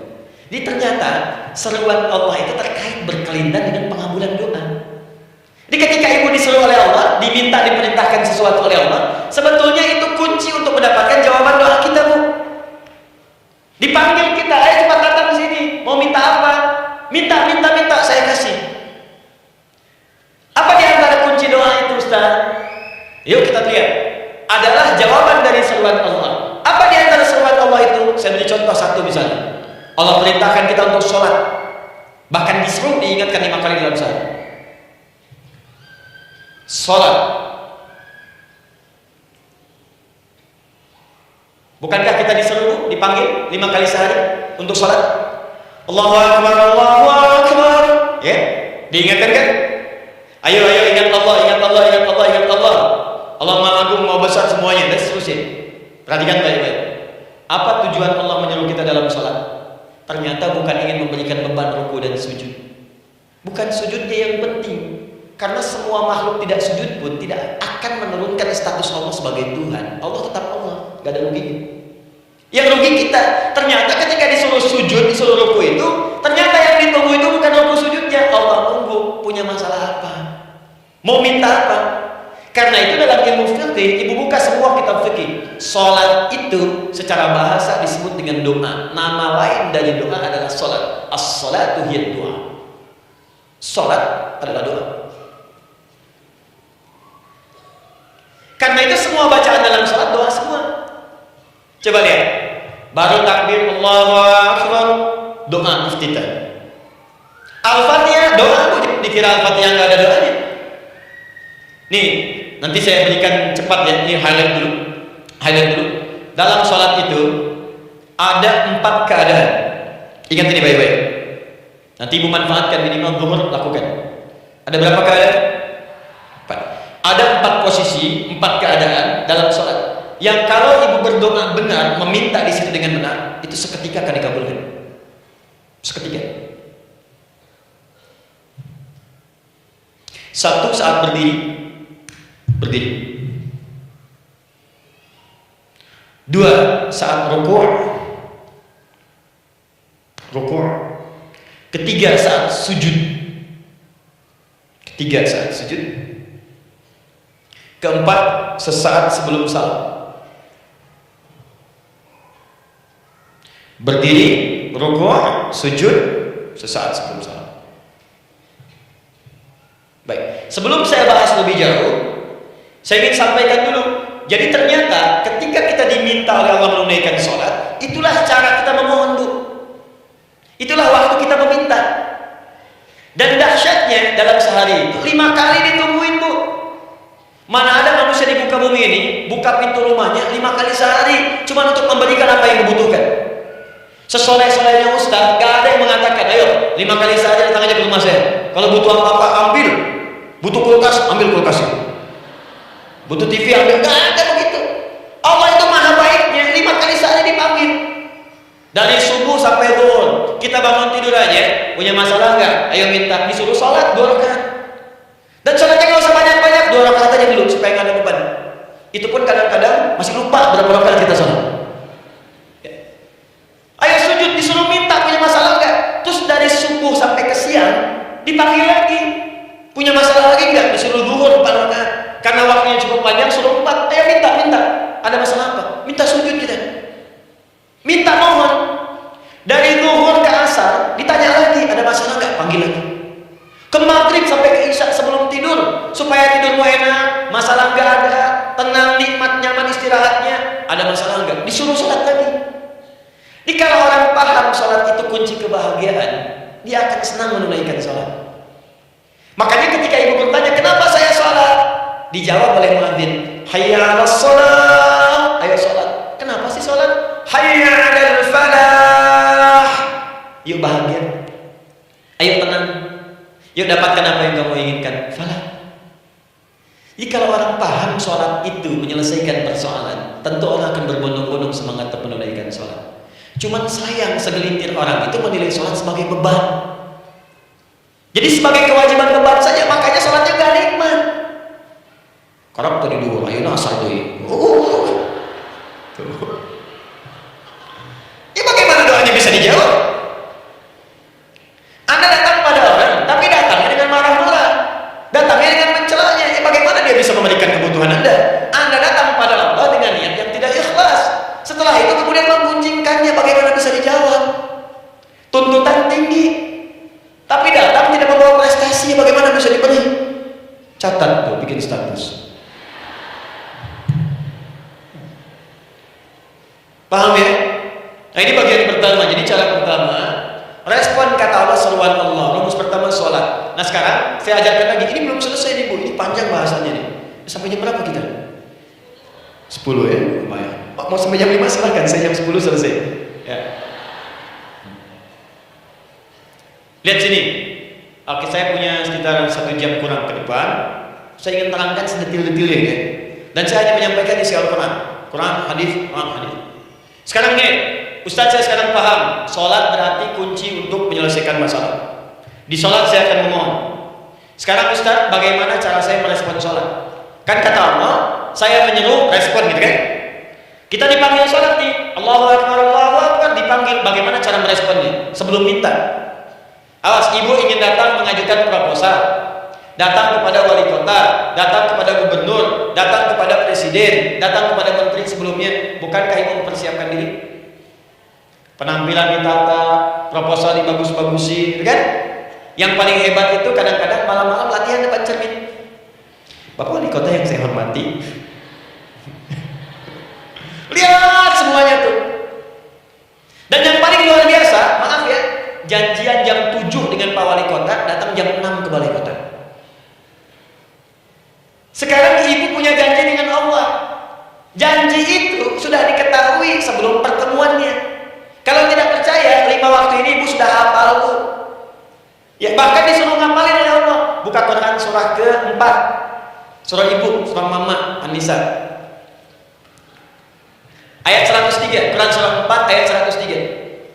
Fa idza qadaytumus salata fadhkurullaha qiyaman wa qu'udan wa 'ala junubikum fa idza ma'nantum fa aqimus salat. Lihat ujung ayatnya. Innas salata kanat 'alal mu'minina kitaban mawquta. Sungguh semua waktu salat itu telah ditetapkan waktunya bagi orang beriman. Itu terjemahan biasa.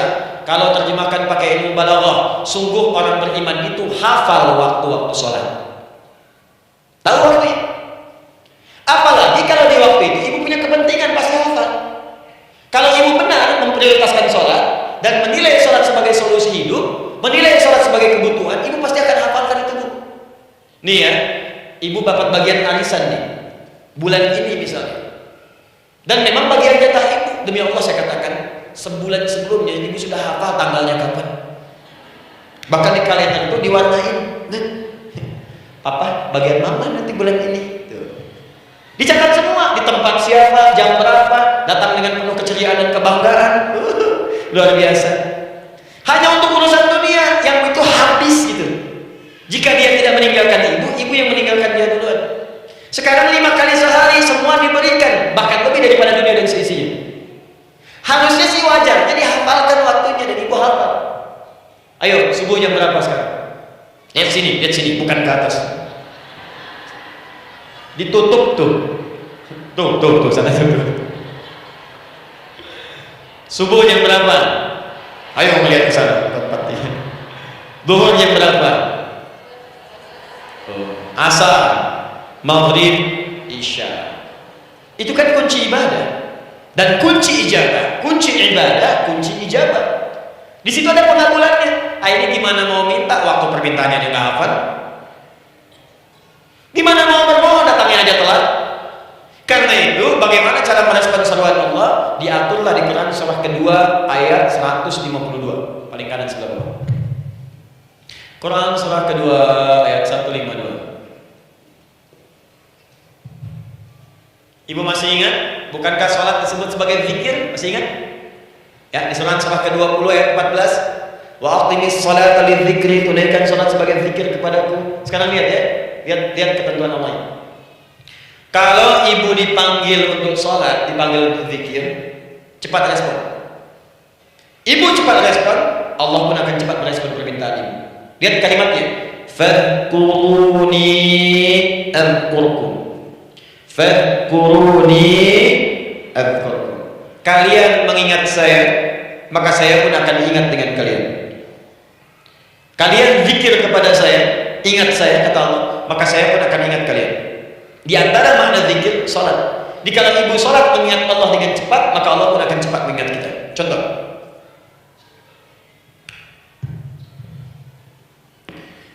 Saya ambil waktu subuh misalnya. Di Bandung 4-3-3. 4-4-3. Oh, lihat kesana lagi terjadi perbedaan pendapat, ya. Ada yang 4-3-3, ada yang 4-3-4, ada yang 4-3-5 dan seterusnya. Yang ambil tengah-tengah lah, 4-3-5 misalnya. Kalau 4-3-5. Lihat sini, fokus. Allahu Akbar, Allahu Akbar. 4-3-5. Dipanggil salat, diseru. Kan tadi rumusnya di Quran surah 2 ayat 186. Faliyastajibuli. Kalau diseru cepat jawab, kan? Terus diseru 4-3-5 adzan. Allahu Akbar, Allahu Akbar. Begitu diseru, ibu langsung datang. Ya Allah, sudah adzan, seruan nih, saya siap-siap, saya ingin minta sesuatu. Nah, orang yang datang saat dia diseru Allah, dia pun datang kemudian untuk menyerunya, maka Allah pun akan menjawab apa yang dia mohonkan saat ia bermohon kepadanya. Perhatikan, dipanggil oleh Allah lewat suara muadzin, Allahu Akbar, Allahu Akbar, dia merespon cepat, siap salat. Maka dia pun ketika memanggil Allah, seketika Allah pun akan jawab padanya. Sesuai dengan kadar responnya. Dipanggil saat itu, dia menjawab. Maka Allah pun akan ingat kepadanya hanya saat dia memanggil saja. Di saat panggil, diingat. Panggil, diingat. Jelas? Ini yang hebat. Dipanggil 4-3-5. Allahu Akbar, Allahu Akbar. Dia sudah ingat dari sejak jam 3 lewat 45. Dia bangun jam 3. Bisa. Padahal belum dipanggil.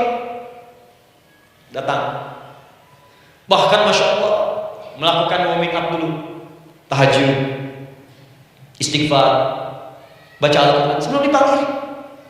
Masya Allah Bu, ibu mau datang misalnya ke istana, janjian jam 7, datang jam 6. Di situ ibu kerjakan yang baik-baik dulu. Wah, lihat. Terus kelihatan CCTV kan? Wah, ini orang bagus banget nih. Mulia, bagus. Sampah diambil, disapu. Kelihatan. Itu ibu belum datang, sudah dipanggil duluan. Ada orang yang belum dipanggil sudah datang menghadap Allah. Tahajud dia, zikir dulu, istighfar dulu. Ini orang, maaf ya, walaupun dia belum memanggil Allah, Allah sudah menyelesaikan semua persoalannya. Di orang-orang yang selalu ingat kepada Allah walaupun Allah dalam waktu tidak memanggilnya, maka Allah akan mengingatnya sekalipun orang ini belum bermohon kepadanya. Maka ibu nanti akan temukan orang-orang yang langsung diselesaikan persoalannya oleh Allah bahkan sebelum dia bermohon kepadanya. Ada orang yang seakan gak punya masalah, Bu. Bukan gak punya masalah, sebab setiap dia punya masalah, masalahnya diringankan oleh Allah. Seakan-akan gak ada beban. Ini indah hidupnya. Enak. Butuh sesuatu, sebelum nyari, datang. Ada persoalan, senyum dikit, selesai. Orang macet mengeluh, bikin status, dia macet malah senang. Dan hatinya dilapangkan oleh Allah. Bayangkan jam 4, jam 9, setengah 9 masih macet. Diprediksi di Google akan sampai 2 jam lagi. Yang lain mau telepon sana, telepon sini, ini dia kayak lapang aja. Alhamdulillah ya Allah, kasih macet. Murotal, saya mau dengerin surah Al-Baqarah. Bukan, apalin. Partnernya telepon. Sampai di mana akhi? Ini sampai di surah Al-Baqarah ayat 186. Tidak ada yang sia-sia dari Allah. Sabar ya di sana. Ya, atau kita bisa koneksikan dari sini apa yang bisa saya selesaikan sekarang di sini, sehingga sampai sana kita tinggal kesimpulan saja. Tenang hatinya. Gak ada berasak, busuk, gulisah, ini telepon sana sini klaksonin, dasar lampu merah, lama, birunya sebentar. Padahal biru gak ada, yang ada hijau kan. Jadi kalau sudah begitu enak Bu. Yang perempuan ada di Quran Maryam. Maryam kan perempuan. Dan Maryam itu bukan nabi, bukan rasul. Ingin memberikan pesan kepada ibu, perempuan dimanapun, tidak harus jadi nabi supaya doa cepat dikabulkan. Tidak harus jadi rasul. Ini Maryam bukan nabi, bukan rasul, tapi dia ini luar biasa. Sebelum dipanggil udah datang. Zikirnya tak terlukiskan. Mohon kepada Allah yang luar biasa. Menjaga diri dari hal yang dilarang oleh Allah. Apa hasilnya? Sebelum diberikan bahkan oleh pamannya sudah ada kebutuhannya. Quran surah ketiga ayat 37. Kullama dakhala 'alaiha Zakaria al-mihrab wajada 'indaha rizqa. Setiap pamannya mau memberikan kebutuhan Maryam sudah ada di dalamnya. Tidak ada. Itu luar biasa. Mau makan, makanan ada. Mau anggur, anggur ada. Ya.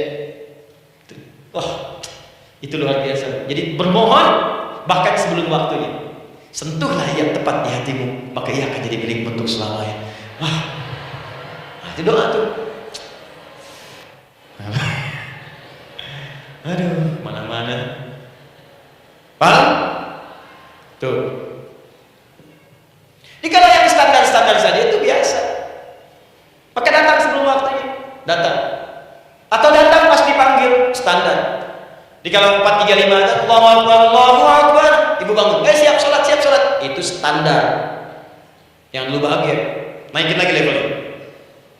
Yang celaka itu ya ini dipanggil 435, baru bangun 534. Sholat subuh belum, nuntutnya udah banyak. Ya Allah, kurang apa lagi aku bermohon kepadamu. Sudah aku meminta sekarang, sholat subuh aja belum. Jadi mana keadilannya? Jadi yang pertama, respon seruan Allah. Disitulah Allah gunakan cepat merespon apa yang kita kemudian butuhkan. Jadi yang pertama lewat sholat ya Bu ya. Ingat sholat. Dan sholat itu tadi dari 4 posisi saya ajarkan yang pertama saja satu supaya nggak terlampau panjang ya. Berdiri Bu. Saya ajarkan satu. Setiap ibu dalam keadaan berdiri dan membaca Al-Fatihah pada kalimat iyyaka na'budu wa iyyaka nasta'in. Ingat, pada kalimat iyyaka na'budu wa iyyaka nasta'in, maka sertakanlah di hati kita apa persoalan yang dirasakan untuk bermohon kepada Allah. Saya ajarkan cepat. Kalau ibu mau belajar lebih detail, ikuti kajian kami di fikih salat, sifat salat Nabi sallallahu alaihi wasallam. Nanti saya terangkan semua dalilnya, insyaallah sepanjang yang saya ketahui. Baik, dasarnya Quran surah ketiga ayat 38 sampai 39. Dan dikuatkan nanti di hadis qudsi. Ibu kenal Nabi Zakaria? Ya kenal ya. Ya selamat lah Bu. Alhamdulillah. Episode ke-15 kenal Nabi Zakaria, luar biasa. Alhamdulillah. Nabi Zakaria punya persoalan, sudah berumah tangga, belum ada keturunan, fisiknya sudah letih, rambutnya sudah memutih, dan mohon maaf istrinya divonis menopause dan mandul secara medis klinis. Apa yang beliau kerjakan? Sholat. Dalam sholatnya bermohon kepada Allah. Perhatikan permohonannya. Qala rabbi habli min ladunka dzurriyyatan thayyibah. Ya hunalika da'a Zakaria rabbah, qala rabbi habli min ladunka dzurriyyatan thayyibah innaka sami'ud du'a. Ya Allah, aku bermohon kepadamu, anugerahkan aku keturunan. Semua mengatakan aku gak mungkin punya keturunan. Hanya Engkau yang tidak punya batas dalam pemberian. Engkau pasti mendengar doa saya. Kalau pada yang maha mendengar tidak mengabulkan juga, lantas kepada siapa lagi aku mesti memohon? Doa ini dipanjatkan oleh beliau dalam keadaan sholat, sedang berdiri dalam sholatnya. Jadi ibu maaf ya, tolong jangan salah berpikir. Semua nabi dan rasul, orang soleh sebelumnya itu sholat. Cuma kita lebih sempurna gerakan dan jumlahnya, sempurna. Orang dulu sholat. Nabi Musa sholat, Quran surah 20 ayat 14. Nabi Isa salat, Quran surah 19 ayat 31 sampai 33. Nabi Ismail salat, Quran surah 19 ayat ke-55. Semua salat. Salat. Nabi Zakaria saat punya masalah salat. Dalam berdirinya minta dalam salatnya. Dari mana Ustaz tahunya beliau minta dalam berdiri dalam salat? Ayat 39 dia baca. Quran surah ketiga ayat 39. Fanadatul malaika, maka doanya itu dijawab oleh Allah. Datang malaikat menyampaikan jawaban. Wa huwa qa'imun yusalli fil mihrab. Sedangkan beliau masih berdiri dalam salatnya di mihrab. Masih berdiri dalam salat. Salat. Di dalam salat itu minta. Makanya semua bacaan salat itu permintaan isinya. Dan dikabulkan oleh Allah. Anallahu yubashshiruka bi Yahya. Allah kasih kabar gembira, engkau akan punya anak, langsung namanya dari Allah Yahya, artinya hidup, yang mustahil menurut manusia. Lahir dari rahim seorang perempuan yang divonis monopos dan mandul menurut medis, kata Allah tidak ada yang mustahil bagiku. Lahir dan hidup dia Yahya. Kapan terjadinya? Sedang sholat. Kapan saat sholatnya? Berdiri. Nah, yang paling menarik, Bu, umatnya Nabi Muhammad SAW ditunggu oleh Allah 5 kali dalam sehari dan dimintakan sebelum sholat untuk menyiapkan permohonannya. Maka turunlah Quran surah kedua ayat ke-45. Ibu lihat ayatnya. Wasta'inu bis-sabri was-shalah. Bahkan ditegaskan lagi di Quran surah kedua ayat 153, paling kanan sebelah bawah. Ya ayyuhalladzina amanu ista'inu bis-sabri was-shalah. Yang pertama, nggak pakai panggilan iman.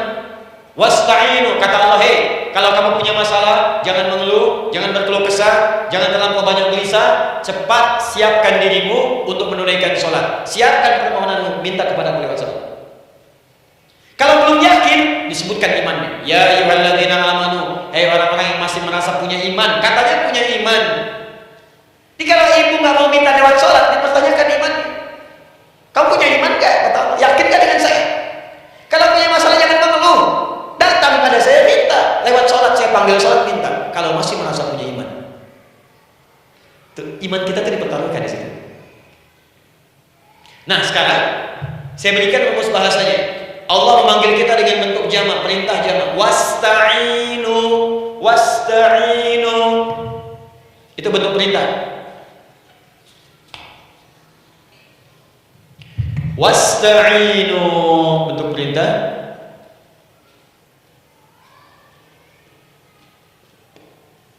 Wasta'inu. Dan jika kalian perhatikan cara menerjemahkannya, dan jika kalian punya persoalan dalam hidup, punya kebutuhan, maka bergegaslah siapkan dirimu untuk minta kepadaku solusi. Wasta'inu, dan mintalah oleh kalian pertolongan, solusi. Bisabri was-shalah. Pertama, sabar dulu. Sebelum sholat, sabar dulu dengan itu. Tahan dulu, terima dulu. Jangan mengeluh, terima dulu. Nanti dalam sholat minta solusi. Itu maksudnya. Punya masalah sekarang jam 9 lewat, sabar, tahan dulu. Koreksi diri, istighfar, nanti duhur minta. Atau duha sekarang sholat, datang ke masjid, sholat duha minta. Tahiyatul masjid minta sekarang. Sabar, disabar, terima dulu. Jangan mengeluh, sabar, ingat, terima, sabar. Karena Allah mustahil memberikan ujian masalah kalau kita tidak sanggup menerimanya. La yukallifullahu nafsan illa. Saya sering katakan, Bu, ya maaf kalau kalimat ini mungkin kurang berkenan, tapi kalimat ini nyata. Kalau ibu sekarang punya masalah seberat apapun, itu artinya hanya ibu yang sanggup untuk menerimanya. Saya tidak. Betul, karena itu persoalan itu dititipkan kepada ibu, bukan kepada seorang bernama dia. Ibu yang dipercaya. Ya, ibu dipercaya oleh Allah. Kenapa ibu tidak yakin dengan itu? Karena cuma ibu yang bisa mengatasi. Ibu yang mampu, saya tidak. Karena itu dititipkan pada ibu. Kaidahnya la yukallifullahu nafsan illa wus'aha. Allah tidak akan berikan beban ujian masalah kalau dia tidak mampu. Artinya kalau saya tidak mampu, saya tidak dikasih. Ibu mampu, ibu diberi. Jangan mengeluh. Kenapa mesti saya, ya Allah? Kamu mampu. Ya Allah, why me? Why not? Kamu yang bisa. Nah sekarang wassalah, setelah terima itu, tapi juga jangan terlampau kepedean. Memang cuma saya mampu ya bikin status. Kemudian sholat, kita akan katakan, ya Allah, Engkau perintahkan saya untuk minta tolong. Sekarang saya akan minta kepadamu. Lalu kita katakan, maaf ya, Ya Allah, saya sekarang punya masalah, saya ingin bermohon kepadamu, saya ingin minta kepadamu ya Allah, saya mohon ya Allah. Maaf Bu ya, maaf ya, sebentar. Ibu kalau punya masalah sedikit atau banyak? Banyak. Yang punya masalah ibu saja atau anak juga punya masalah? Kadang-kadang, bukankah anak yang punya masalah ibu yang minta? Bukankah suami yang punya persoalan ibu yang bermohon? Tidak? Karena itu, kalau kita ingin memohon kepada Allah dengan persoalan yang kompleks mewakili yang banyak, maka pertama kalimatnya diawali dengan huruf na. Berarti kami, kita, semua. Jelas ya? Nah, ibu ingin robah kalimatnya minta tolong. Kata Allah, minta kepadaku pertolongan. Wasta'inu. Ibu ingin robah menjadi bentuk permintaan. Rubah kalimatnya menjadi nasta'in. Nasta'in. Nasta'in.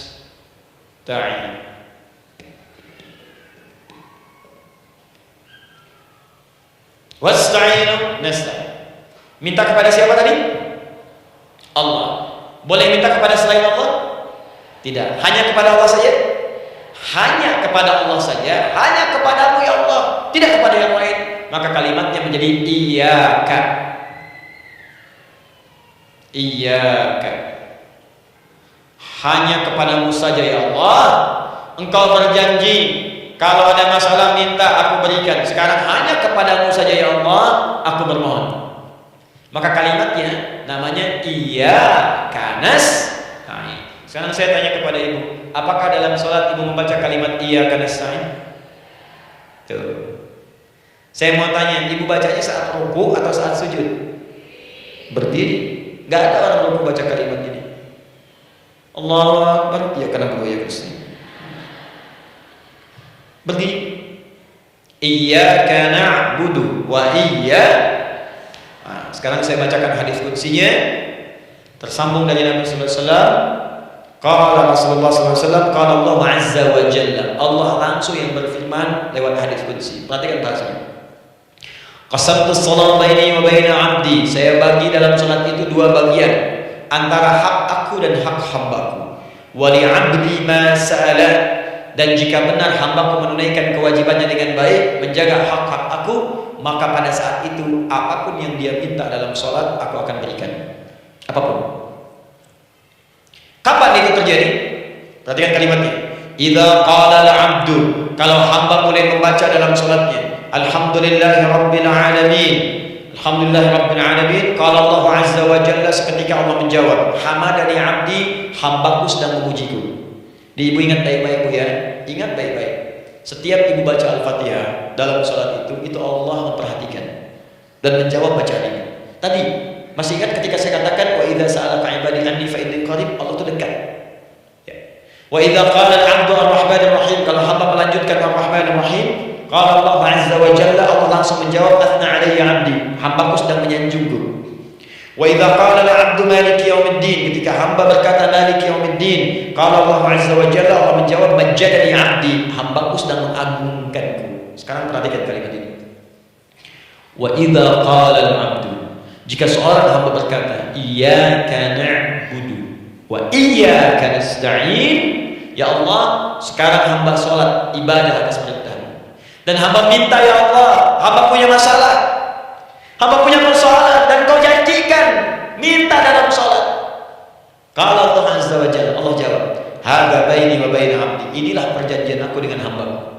Wali 'abdi, kalau hambaku benar sholatnya sampai bacaan ini, masalah apapun yang dia minta sekarang aku akan kabulkan. Dalam begini. Cuman sayang, kadang-kadang dalam keadaan ini banyak yang tidak minta.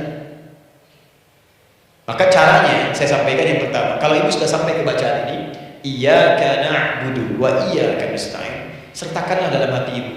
Enggak usah dilafazkan. Sertakan ibu punya masalah apa. Atau secara umum minta solusi. Minta. Nabi itu kalau salat, Nabi sallallahu alaihi wasallam kalau salat, itu kalau baca ayat-ayat Quran, itu seringkali berhenti.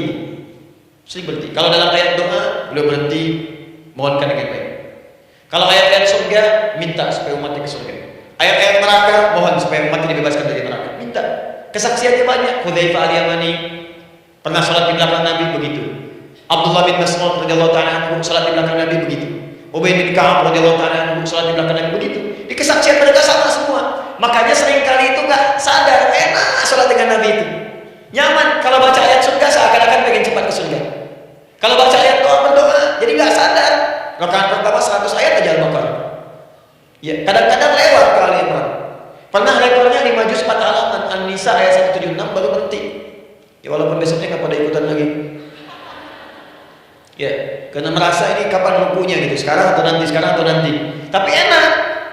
Nah, saya ajarkan satu hal.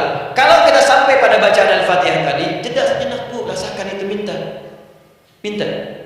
Setelah itu Allah ajarkan satu lafaz. Kalau lafaz ini benar dibacakan oleh ibu, benar dibacakan, maka seketika doa akan dijawab, langsung dikabulkan.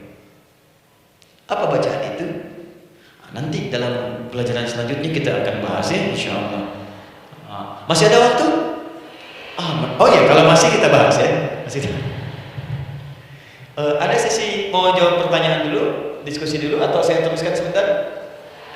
Teruskan ya. Baik, kalau kita sampai jam 10, saya jeda sampai ke 9.45. Jadi 15 menit kita bisa diskusi ya. Baik. Apa lafaz yang kita bisa mohonkan? Teruskan ayatnya. Ihdinas siratal mustaqim. Ihdinas siratal mustaqim. Ihdinas siratal mustaqim. Ini Bu, nanti Ibu lihat dalam kajian tafsir yang kami sampaikan, juga dalam kajian fikih salat saya bahas dengan detail. Di sini singkat saja, singkat padat. Ihdina itu, ya Allah berikan kami hidayah, berikan kami jalan, berikan kami petunjuk, tunjukkan kami jalan yang lurus. Kalimat ihdina asalnya dari kata hidayah. Hidayah jamaknya hudan.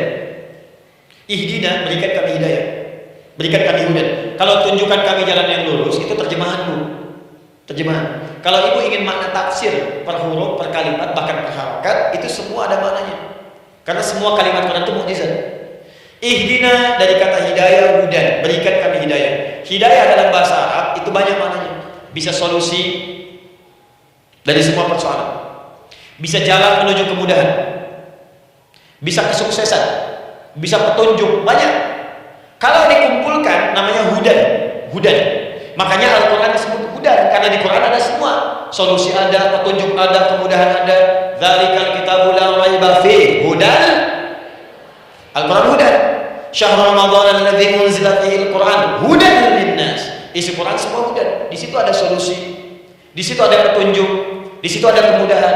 Kalau kita ingin minta semua itu, kalimatnya dikatakan fi'il amr lit talab, permohonan dalam bentuk kalimat permintaan. Ihdina, berikan kepada kami hudan. Kalau sudah mengatakan ihdina, artinya minta solusi, minta kemudahan, minta petunjuk. Jadi ketika ibu mengucapkan kalimat ihdinas siratal mustaqim, itu artinya ya Allah berikan kepada kami solusi dari masalah yang sedang saya hadapi, berikan petunjuk dari persoalan yang sedang saya jalani, berikan kemudahan ya Allah dari kesulitan yang tengah saya hadapi. As-siratal mustaqim, yang lurus, yang gampang. Karena jalan yang gampang itu lurus, gak berkelok Bu, langsung ke tujuan. Saya mau ke sini jalannya belok-belok, gak langsung, kan gak enak. Ibu mau ke satu undangan jalannya belok sini, belok sini, belok sini, belok sini. Kelokan 9, kelokan 7, kelokan 8. Ya. Kan rasanya berliku. Ibu ingin mendapatkan solusi tapi dilempar-lempar. Sini dulu berkelok, sini dulu, sini dulu, sini dulu. Kenapa gak ibu lurus dapatkan langsung? Dalam bahasa Arab, apalagi kalimat yang fasih, mendapatkan sesuatu dengan gampang, dengan mudah. As-siratal mustaqim, lurus ke tujuan, cepat, mudah. Apalagi surga nanti, tunjukkan kami jalan yang lurus, yang benar, hak dari Allah dan mudah didapatkan. Itu maksudnya. Ini bukan sekedar tunjukkan jalan yang lurus, solusi yang mudah, yang gampang, yang cepat. Paham maksudnya? Seperti orang-orang dulu mendapatkannya. Siratal ladzina an'amta 'alaihim. Seperti orang dulu mendapatkan semua kenikmatan ketika mereka bermohon kepada-Mu ya Allah. Siapa mereka? Ada 4 golongan disebutkan di Quran surah keempat ayat 69. Ada para nabi, orang-orang jujur siddiqin, para syuhada, dan orang-orang saleh. Ya, wa may yuti'illaha wa rasul fa ulaika ma'al ladzina an'ama Allahu 'alaihim minan nabiyyina was-siddiqina wasyuhada was-shalihin. Para nabi dulu berdoa, ya Allah, saya ada masalah, dikabulkan. Kita minta ya Allah, sekarang saya berdoa, tolong kabulkan seperti nabi-nabi dulu dikabulkan. Nabi Ayub sakit, berdoa dikabulkan. Kita sakit, dikabulkan. Nabi Ibrahim ada ujian, dikabulkan. Nabi Ibrahim punya ujian dengan anak. Kita ada ujian dengan anak, minta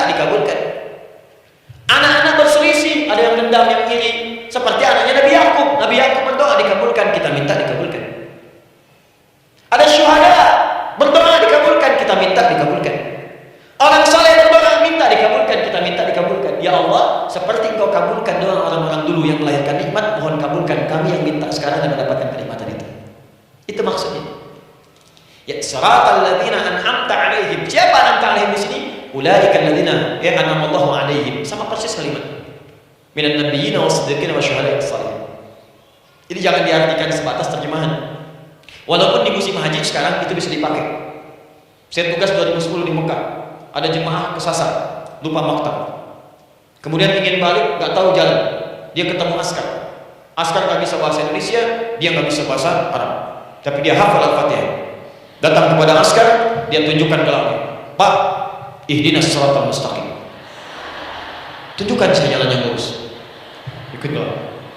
Askar nggak bisa bahasa Indonesia, dikasih bahasa Arab nggak paham-paham. Tapi askar ini pun cerdas. Dia tunjuk, dia lihat gelangnya. Oh, maktab sana. Nah. Shiratal ladzina an'amta 'alaihim ghairil maghdubi 'alaihim waladdallin. Lurus, jangan belok-belok. Kalau belok nanti engkau tersesat atau dicaci maki orang. Maghdub ya dicela orang. Dhalin tersesat, okay? Jangan dicela, jangan sesat, lurus. Nah, tapi kalau dalam berdoa dalam sholat minta di hati hadirkan. Jelas ya? Nah, itu posisi pertama. Jadi pertama minta lewat sholat. Yang kedua cepat, rajin istighfar, Bu. Saya cepat ya, rajin istighfar. Saya ada 7 menit lagi. Ibu rajin istighfar. Astaghfirullah, astaghfirullah, astaghfirullah, astaghfirullah. Itu yang paling singkat. Astaghfirullahaladzim, astaghfirullahaladzim, astaghfirullahaladzim. Itu yang menengah. Astaghfirullahaladzim, alladzi la ilaha illa huwal hayyul qayyum wa natubu ilaihi. Astaghfirullahaladzim, alladzi la ilaha illa huwal hayyul qayyum wa natubu ilaihi. Astaghfirullahaladzim, alladzi la ilaha illa huwal hayyul qayyum wa natubu ilaihi. Itu yang cukup panjang. Ibu rajin istighfar. Orang yang rajin istighfar itu diantara yang disebutkan dalam riwayat-riwayat adalah orang-orang yang cepat dijawab doanya hanya dengan istighfarnya. Jadi dia tuh punya keinginan, dia nggak katakan. Jadi keinginan di benaknya dia, terus dia istighfar. Astagfirullah, astagfirullah, astagfirullah. Itu kalau benar rajin istighfar, seketika dikabulkan. Cepat.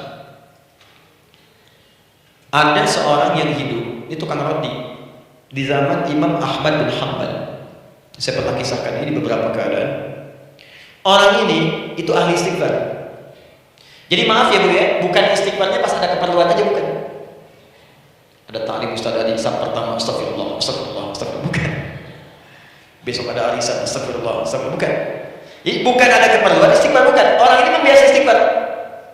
Jadi setiap mengerjakan apapun dia istighfar. Mau minum, bismillah, astagfirullah, astagfirullah. Dia setiap buka adonan, astagfirullah, astagfirullah. Nah, satu ketiga, Imam Ahmad itu nggak tahu kenapa pengen datang ke daerah itu. Ya kalau misalnya ibu tinggal di Cicahem, saya kan Imam Ahmad tiba-tiba pengen ke Cicahem ya. Terus karena lelah, mampir ke masjid, istirahat di dalam masjid. Tiba-tiba kata penjaga masjidnya, DKM-nya, markotnya, ya Syekh, idza pergi, nggak boleh tiduran di sini. Kata Imam Ahmad, saya kan cuma numpang istirahat, nggak boleh keluar. Dan dia nggak tahu kalau itu imam besar. Dan Imam Ahmad itu sudah populer, sangat famous, familiar. Cuman orang kan nggak pernah lihat wajahnya. Dulu kan nggak ada Facebook, nggak ada Instagram, nggak ada handphone, nggak ada apa-apa. Jadi kalau orang terima Ahmad, ya Ahmad aja kemana-mana. Ada Imam Ahmad, Imam besar, Imam Syafi'i, Imam besar. Tapi nggak pernah lihat. Sekarang kan udah kelihatan. Ya, udah kelihatan. Sekarang banyak. Makanya orang dulu tuh senang begitu tahu, dikasih tahu Nabi aja ke Madinah, Bu. Gak ada yang tahu kalau Nabi Muhammad kalau belum pernah lihat. Karena beliau di bawah, Abu Bakar di atas. Abu Bakar kan naik kan, untanya Nabi. Nabi Muhammad pasti bawah gantian di jalan. Orang mengira yang di atas unta Nabi Muhammad. Pada Nabi Muhammad yang jalan kaki, gak kelihatan. Makanya responnya mudah ketika tahu Nabi, senang luar biasa.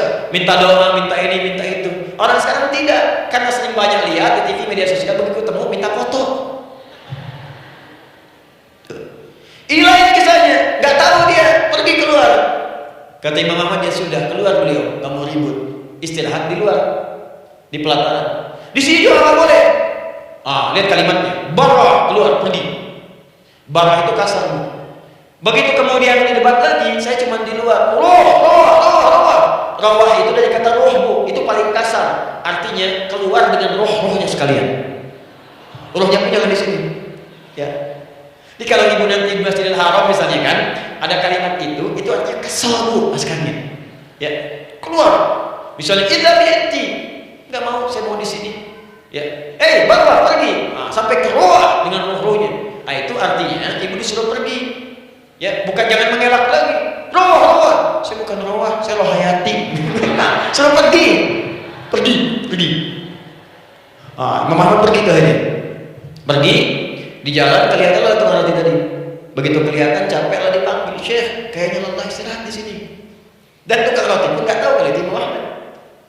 Begitu istirahat, duduk, kelihatan Imam Ahmad setiap buka adonan, astagfirullah. Bikin lagi, astagfirullah. Imam Ahmad tahu faedah itu. Tapi ingin memuji tukang roti ini, ditanya. Ya akhi, kamu ini kenapa setiap Anda menanam adonan itu, tepung itu, Anda mengucapkan istighfar, astagfirullah. Perhatikan jawabannya. Wallahi demi Allah, tidak pernah saya beristighfar dalam setiap aktivitas saya kecuali Allah selalu mengabulkan doa yang saya mohonkan. Di setiap minta, astagfirullah, itu dikabulkan. Cuma satu yang sampai sekarang belum terkabul. Apa itu kata Imam Ahmad? Saya ini selalu bermohon kepada Allah, ya Allah, mohon sebelum saya wafat atau setelah ia wafat, pertemukan saya ya Allah dengan Imam Ahmad bin Hanbal sebelum saya wafat atau wafat Imam Ahmad. Kata Imam Ahmad, astagfirullah, Allahu Akbar. Itu mungkin yang memperjalankan saya kemari. Tiba-tiba pengen ke sini, sampai diusir keluar dari rumah Allah, dari masjid, sampai di sini karena istighfar Anda. Saya lah Imam Ahmad bin Hanbal. Astagfirullah. Imam Ahmad di sini datang. Tolong jangan lakukan pada saya. Saat hidayah, astagfirullah. Saya jawab lagi dari sana, la haula wala quwwata illa billah. Ini istighfar.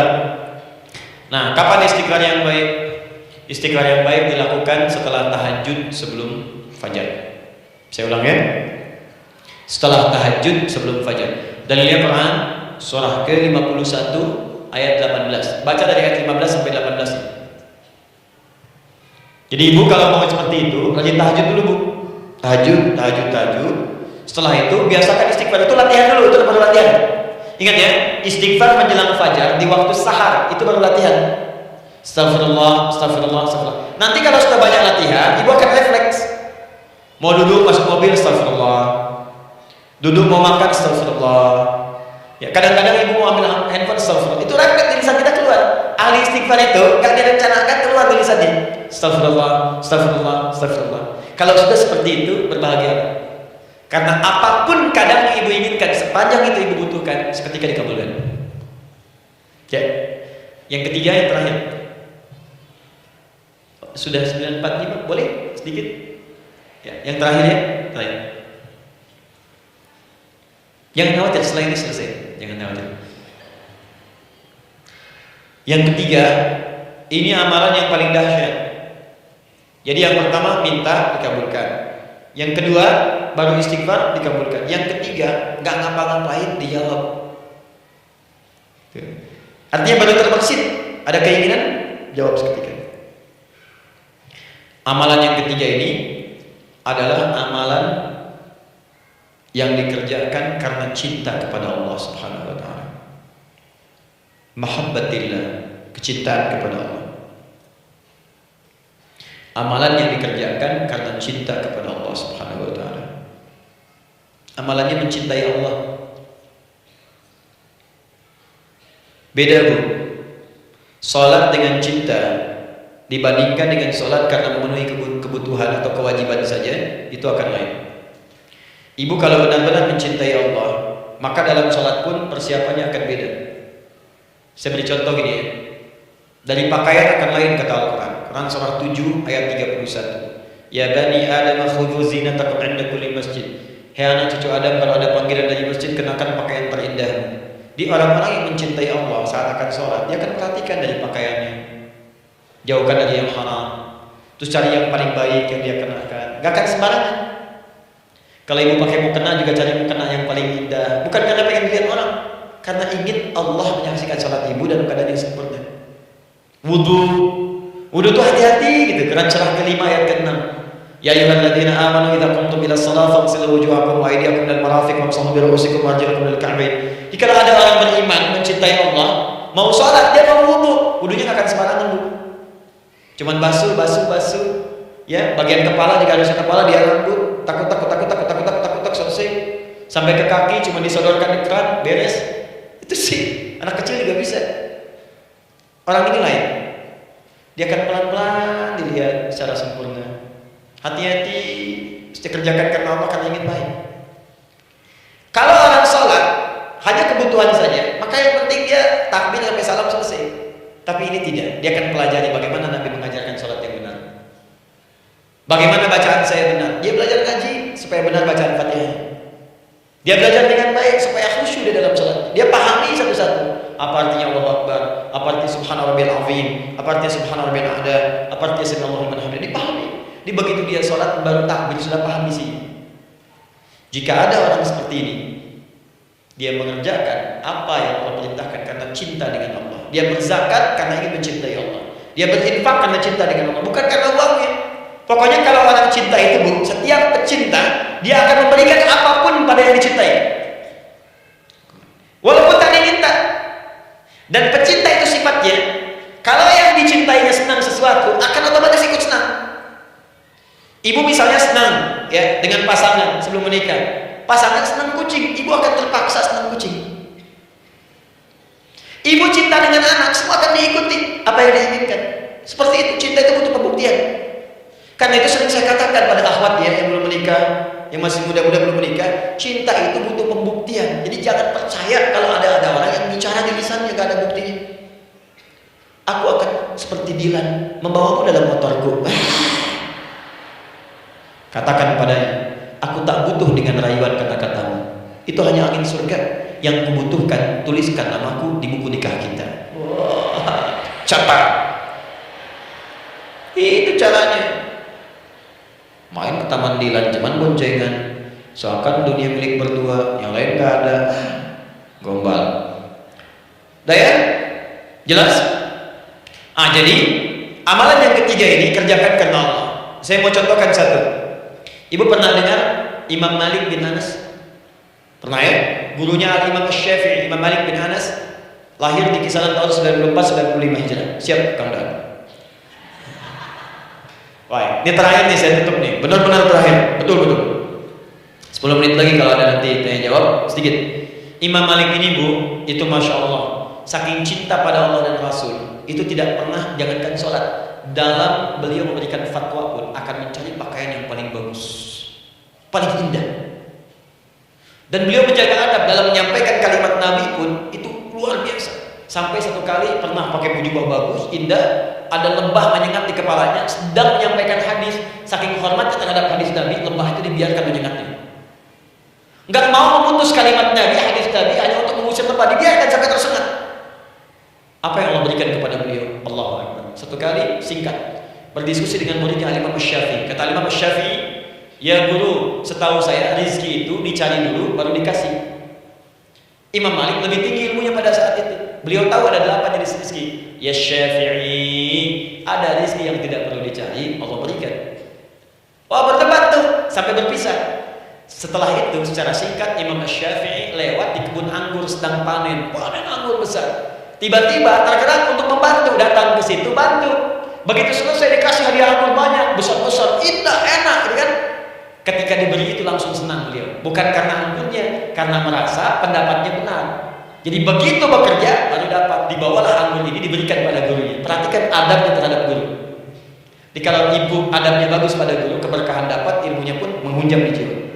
Imam Syafi'i kan merasa benar, tapi memberikan sebuah jawaban dengan adab. Guru, tadi itu ada panen anggur, saya mencoba membantu. Begitu saya bantu dikasih anggur, dikencangkan kalimatnya. Begitu saya bantu dikasih.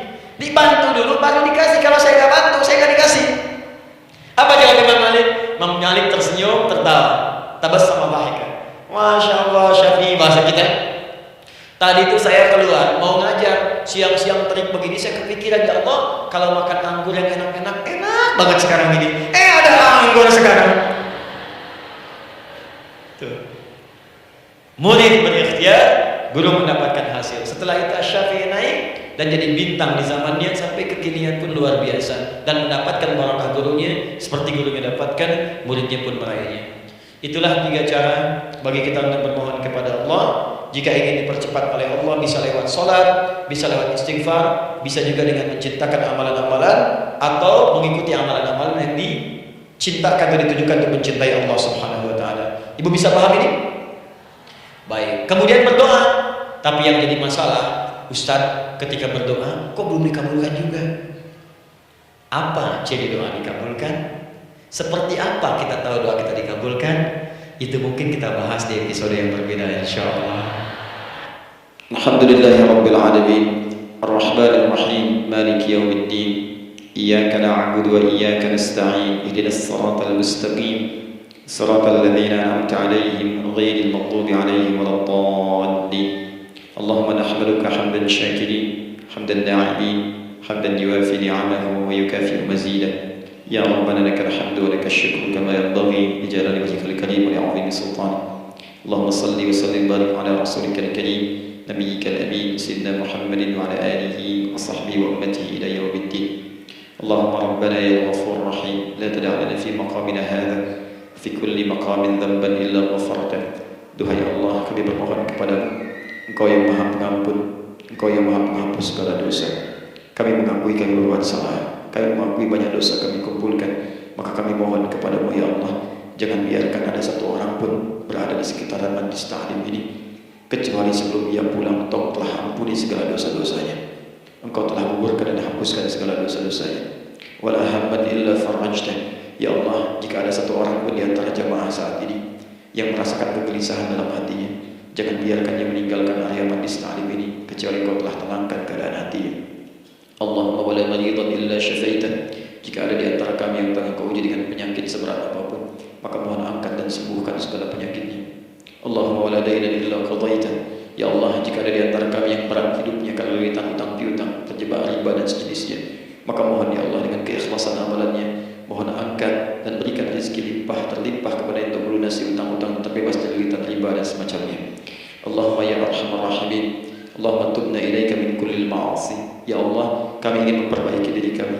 Kami bertobat dari segala maksiat yang pernah kami kerjakan. Allahumma aslih ahwalana ma yuqarribuna ila ridha. Ya Allah, kami bermohon kepadamu, mulai hari ini mohon bimbing kami untuk memperbaiki diri supaya kami bisa lebih dekat denganmu ya Allah. Allahumma aslih azwajana. Ya Allah, kami mohon sayangi dan perbaiki ya Allah akhlak suami-suami kami. Ya Allah, mohon bimbing suami-suami kami jadi suami yang baik, membimbing keluarga menjadi keluarga yang saleh. Allahumma ya Allah, Allahumma arsyad wa aslih ya Allah azwajana, zawjatina. Ya Allah, demikian dengan istri-istri kami ya Allah, jadikan mereka perempuan-perempuan yang salihah, bimbing jadi ibu-ibu yang baik. Allahumma abna'ana, awladana, dzurriyyatina. Allahumma aslih lahum ya arhamar rahimin liyakunu salihin, liyakunu su'ada fid dunya wal akhirah. Ya Allah, anak-anak kami, cucu-cucu kami khawatir berpisah dengan mereka di akhirat nanti. Kami mohon ya Allah, jika memang ada maksiat yang mereka kerjakan karena dosa-dosa kami mohon ampun ya Allah. Perbaiki anak-anak kami, bimbing cucu-cucu kami ya Allah, jadikan mereka anak-anak saleh, anak-anak yang bisa memberikan mahkota kepada kami di akhirat ya Arhamar Rahim. Kami malu dengan anak orang lain yang telah hafal Al-Quran, kami malu dengan anak orang lain yang telah mampu tahajud, kami malu dengan anak orang lain yang telah bisa baca Al-Quran dengan baik, sedangkan anak kami masih sibuk dengan dunia ya Allah. Kami takut bila wafat tidak bisa memberikan petunjuk kepada mereka dengan izin-Mu. Allahumma ya Arhamar Rahimin. Allahumma idza kana hunalika baqiyatu ayyamina faj'al baqiyata ayyamina ya Allah hayatan thayyibah. Duhai Allah, kami bermohon kepadamu, jika memang terbentang masa kehidupan bagi kami sampai dengan hari esok, maka mohon jadikan sisa-sisa hidup kami lebih baik daripada hari-hari yang sebelumnya. Wa idza kana hadzal yawm min akhir ayyamina faj'al ya Allah hadzal yawm husnal khatimah. Ya Allah, kami mohon, jika memang hari ini adalah hari terakhir kami hidup dan harus kembali kepadamu untuk wafat, mohon jadikan di hari ini kami husnul khatimah.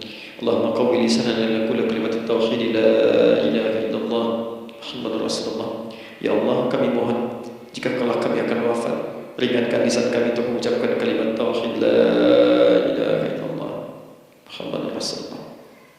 Wa ajib kalimatan min qawlika ya ayyatuhan nafsul mutmainnah irji'i ila rabbika radiyatan mardiyah fadkhuli fi ibadi wadkhuli jannati. Ya Allah, kami mohon kelak nanti dalam sakaratul maut nanti, Jika kami bermohon kepadamu dengan kalimat tauhid la ilaha illallah, mohon jawab kalimat kami ya Allah dengan panggilanmu yang indah. Ya ayyuhan nafsul mutmainnah, hai jiwa yang sudah tenang, irji'i ila rabbika radiyatan mardiyah. Hai cepat pulang menghadap kepada Rabbmu. Hai cepat pulang menghadap kepada Rabbmu. Hai cepat pulang menghadap kepada Rabbmu. Aku ridha dengan semua amalmu, engkau pun akan ridha dengan semua pemberianku. Adkhuli fi ibadi wa adkhuli jannati. Engkau aku masukkan dalam golongan hambaku, aku siapkan surga untuk menyambutmu. Allahumma ishtaqna bi Rasulillah sallallahu alaihi wasallam. Ya Allah, kami rindu sekali dengan Rasulullah sallallahu alaihi wasallam. Lam na'ish ma'ahu fil hayat wa lam narahu fil manam. Kami belum pernah hidup bersama beliau di dunia, tidak mampu menatapnya di alam mimpi. Maka mohon ya Allah, jangan biarkan kami berpisah dengan Rasulullah di akhirat nanti ya Rabbal Alamin. Jumpakan kami dengan Rasulullah di taman Firdaus yang paling indah. Allahumma ya arhamar rahimin, Allahumma rizqna yusra ya Allah. Di kullil hujjaj, ya Allah anugerahkan kemudahan, kelapangan kepada para jemaah haji yang berhaji tahun ini ya arhamar rahimin. Allahumma taqabbal minhum ya Allah hajjahum, sa'yahum sa'yan mashkura, wa dhabbahum dhabban maghfura, wa tijaratahum tijaratan tamur. Ya Allah, jangan sia-siakan pengorbanan fisik mereka, biaya mereka, waktu mereka, tenaga mereka, emosi mereka. Terima haji mereka ya Allah. Jadikan sa'i mereka berhasil, tawaf mereka benar, jadikan seluruh manasik yang Kau ridhai ya arhamar rahimin. Allahumma ya Allah, rizqan rizqan hasanan tayyiban liyahujju kullu man lam yahujj ya arhamar rahimin. Ya Allah, bagi kawan-kawan kami, kerabat kami, saudara kami, tetangga kami yang belum berhaji, maka anugerahkan kemudahan bagi mereka untuk berhaji ya Allah. Anugerahkan kelapangan untuk berhaji ya Allah. Sekalipun memang tidak terbuka kesempatan itu, maka mohon anugerahkan sifat mabrur kepada kami sekalipun tidak mendapati ibadahnya.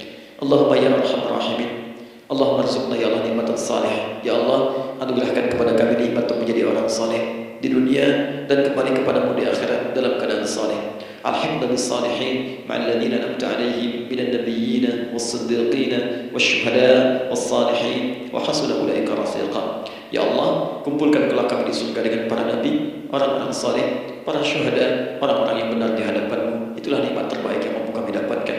Allahumma ya Rabb, Allahumma aslih qulubana, ati anfusana taqwaha wa zakkiha anta khairu man zakkaha, anta waliyuha wa maulaha. Ya Allah, jika memang kami telah Engkau anggap baik sampai dengan pagi hari ini, maka mohon jaga kami dalam keadaan baik sampai wafat ya Allah. Berikan kami kekuatan untuk istiqamah, jauhkan kami dari pengaruh nafsu ya arhamar rahimin. Ya Allah, jika ada saat ini orang-orang yang menyakiti kami ya Allah, berkhianat kepada kami ya Allah, menzalimi kami, maka mohon ampuni dosa mereka ya Allah. Maafkan mereka ya Allah. Bimbing mereka untuk sadar dan bertobat ya Allah. Titipkan dalam jiwa kami sifat untuk saling menyayangi ya Allah. Titipkan dalam jiwa kami sifat untuk saling memaafkan ya Allah. Titipkan dalam jiwa kami sifat untuk bisa memperhatikan ya Allah. Allahumma ya Rabb, Rabbana atina fid dunya hasanah wa fil akhirati hasanah wa qina adzaban nar. Bi fadlika subhana rabbika rabbil izzati amma yasifun wa salamun alal mursalin wa akhiru da'wana alhamdulillahi rabbil alamin. Sebelum saya akhiri dengan doa kifaratul majlis dan salam, saya ingin ucapkan terima kasih pada seluruhnya untuk nalim kita di pagi hari ini. Semoga Allah menerima semuanya dan semoga Allah muliakan. Dan terkhusus juga untuk Kang Daan, terima kasih untuk kali ini dan semoga istiqamah dalam kebaikan dan masya Allah beliau menginspirasi dan saya ingin menjadikan juga beliau sahabat dalam kehidupan untuk seluruhnya. Dan sahabat terbaik selalu memberikan yang terbaik untuk sahabatnya.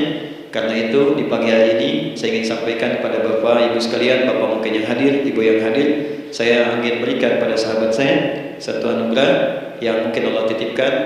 Saya akan ajak Kang Daan untuk menunaikan ibadah umrah dengan saya di bulan September insyaallah, saat kami akan berangkat pada tanggal 9 September tahun 2019. Saya kira itu dan semoga bermanfaat insyaallah.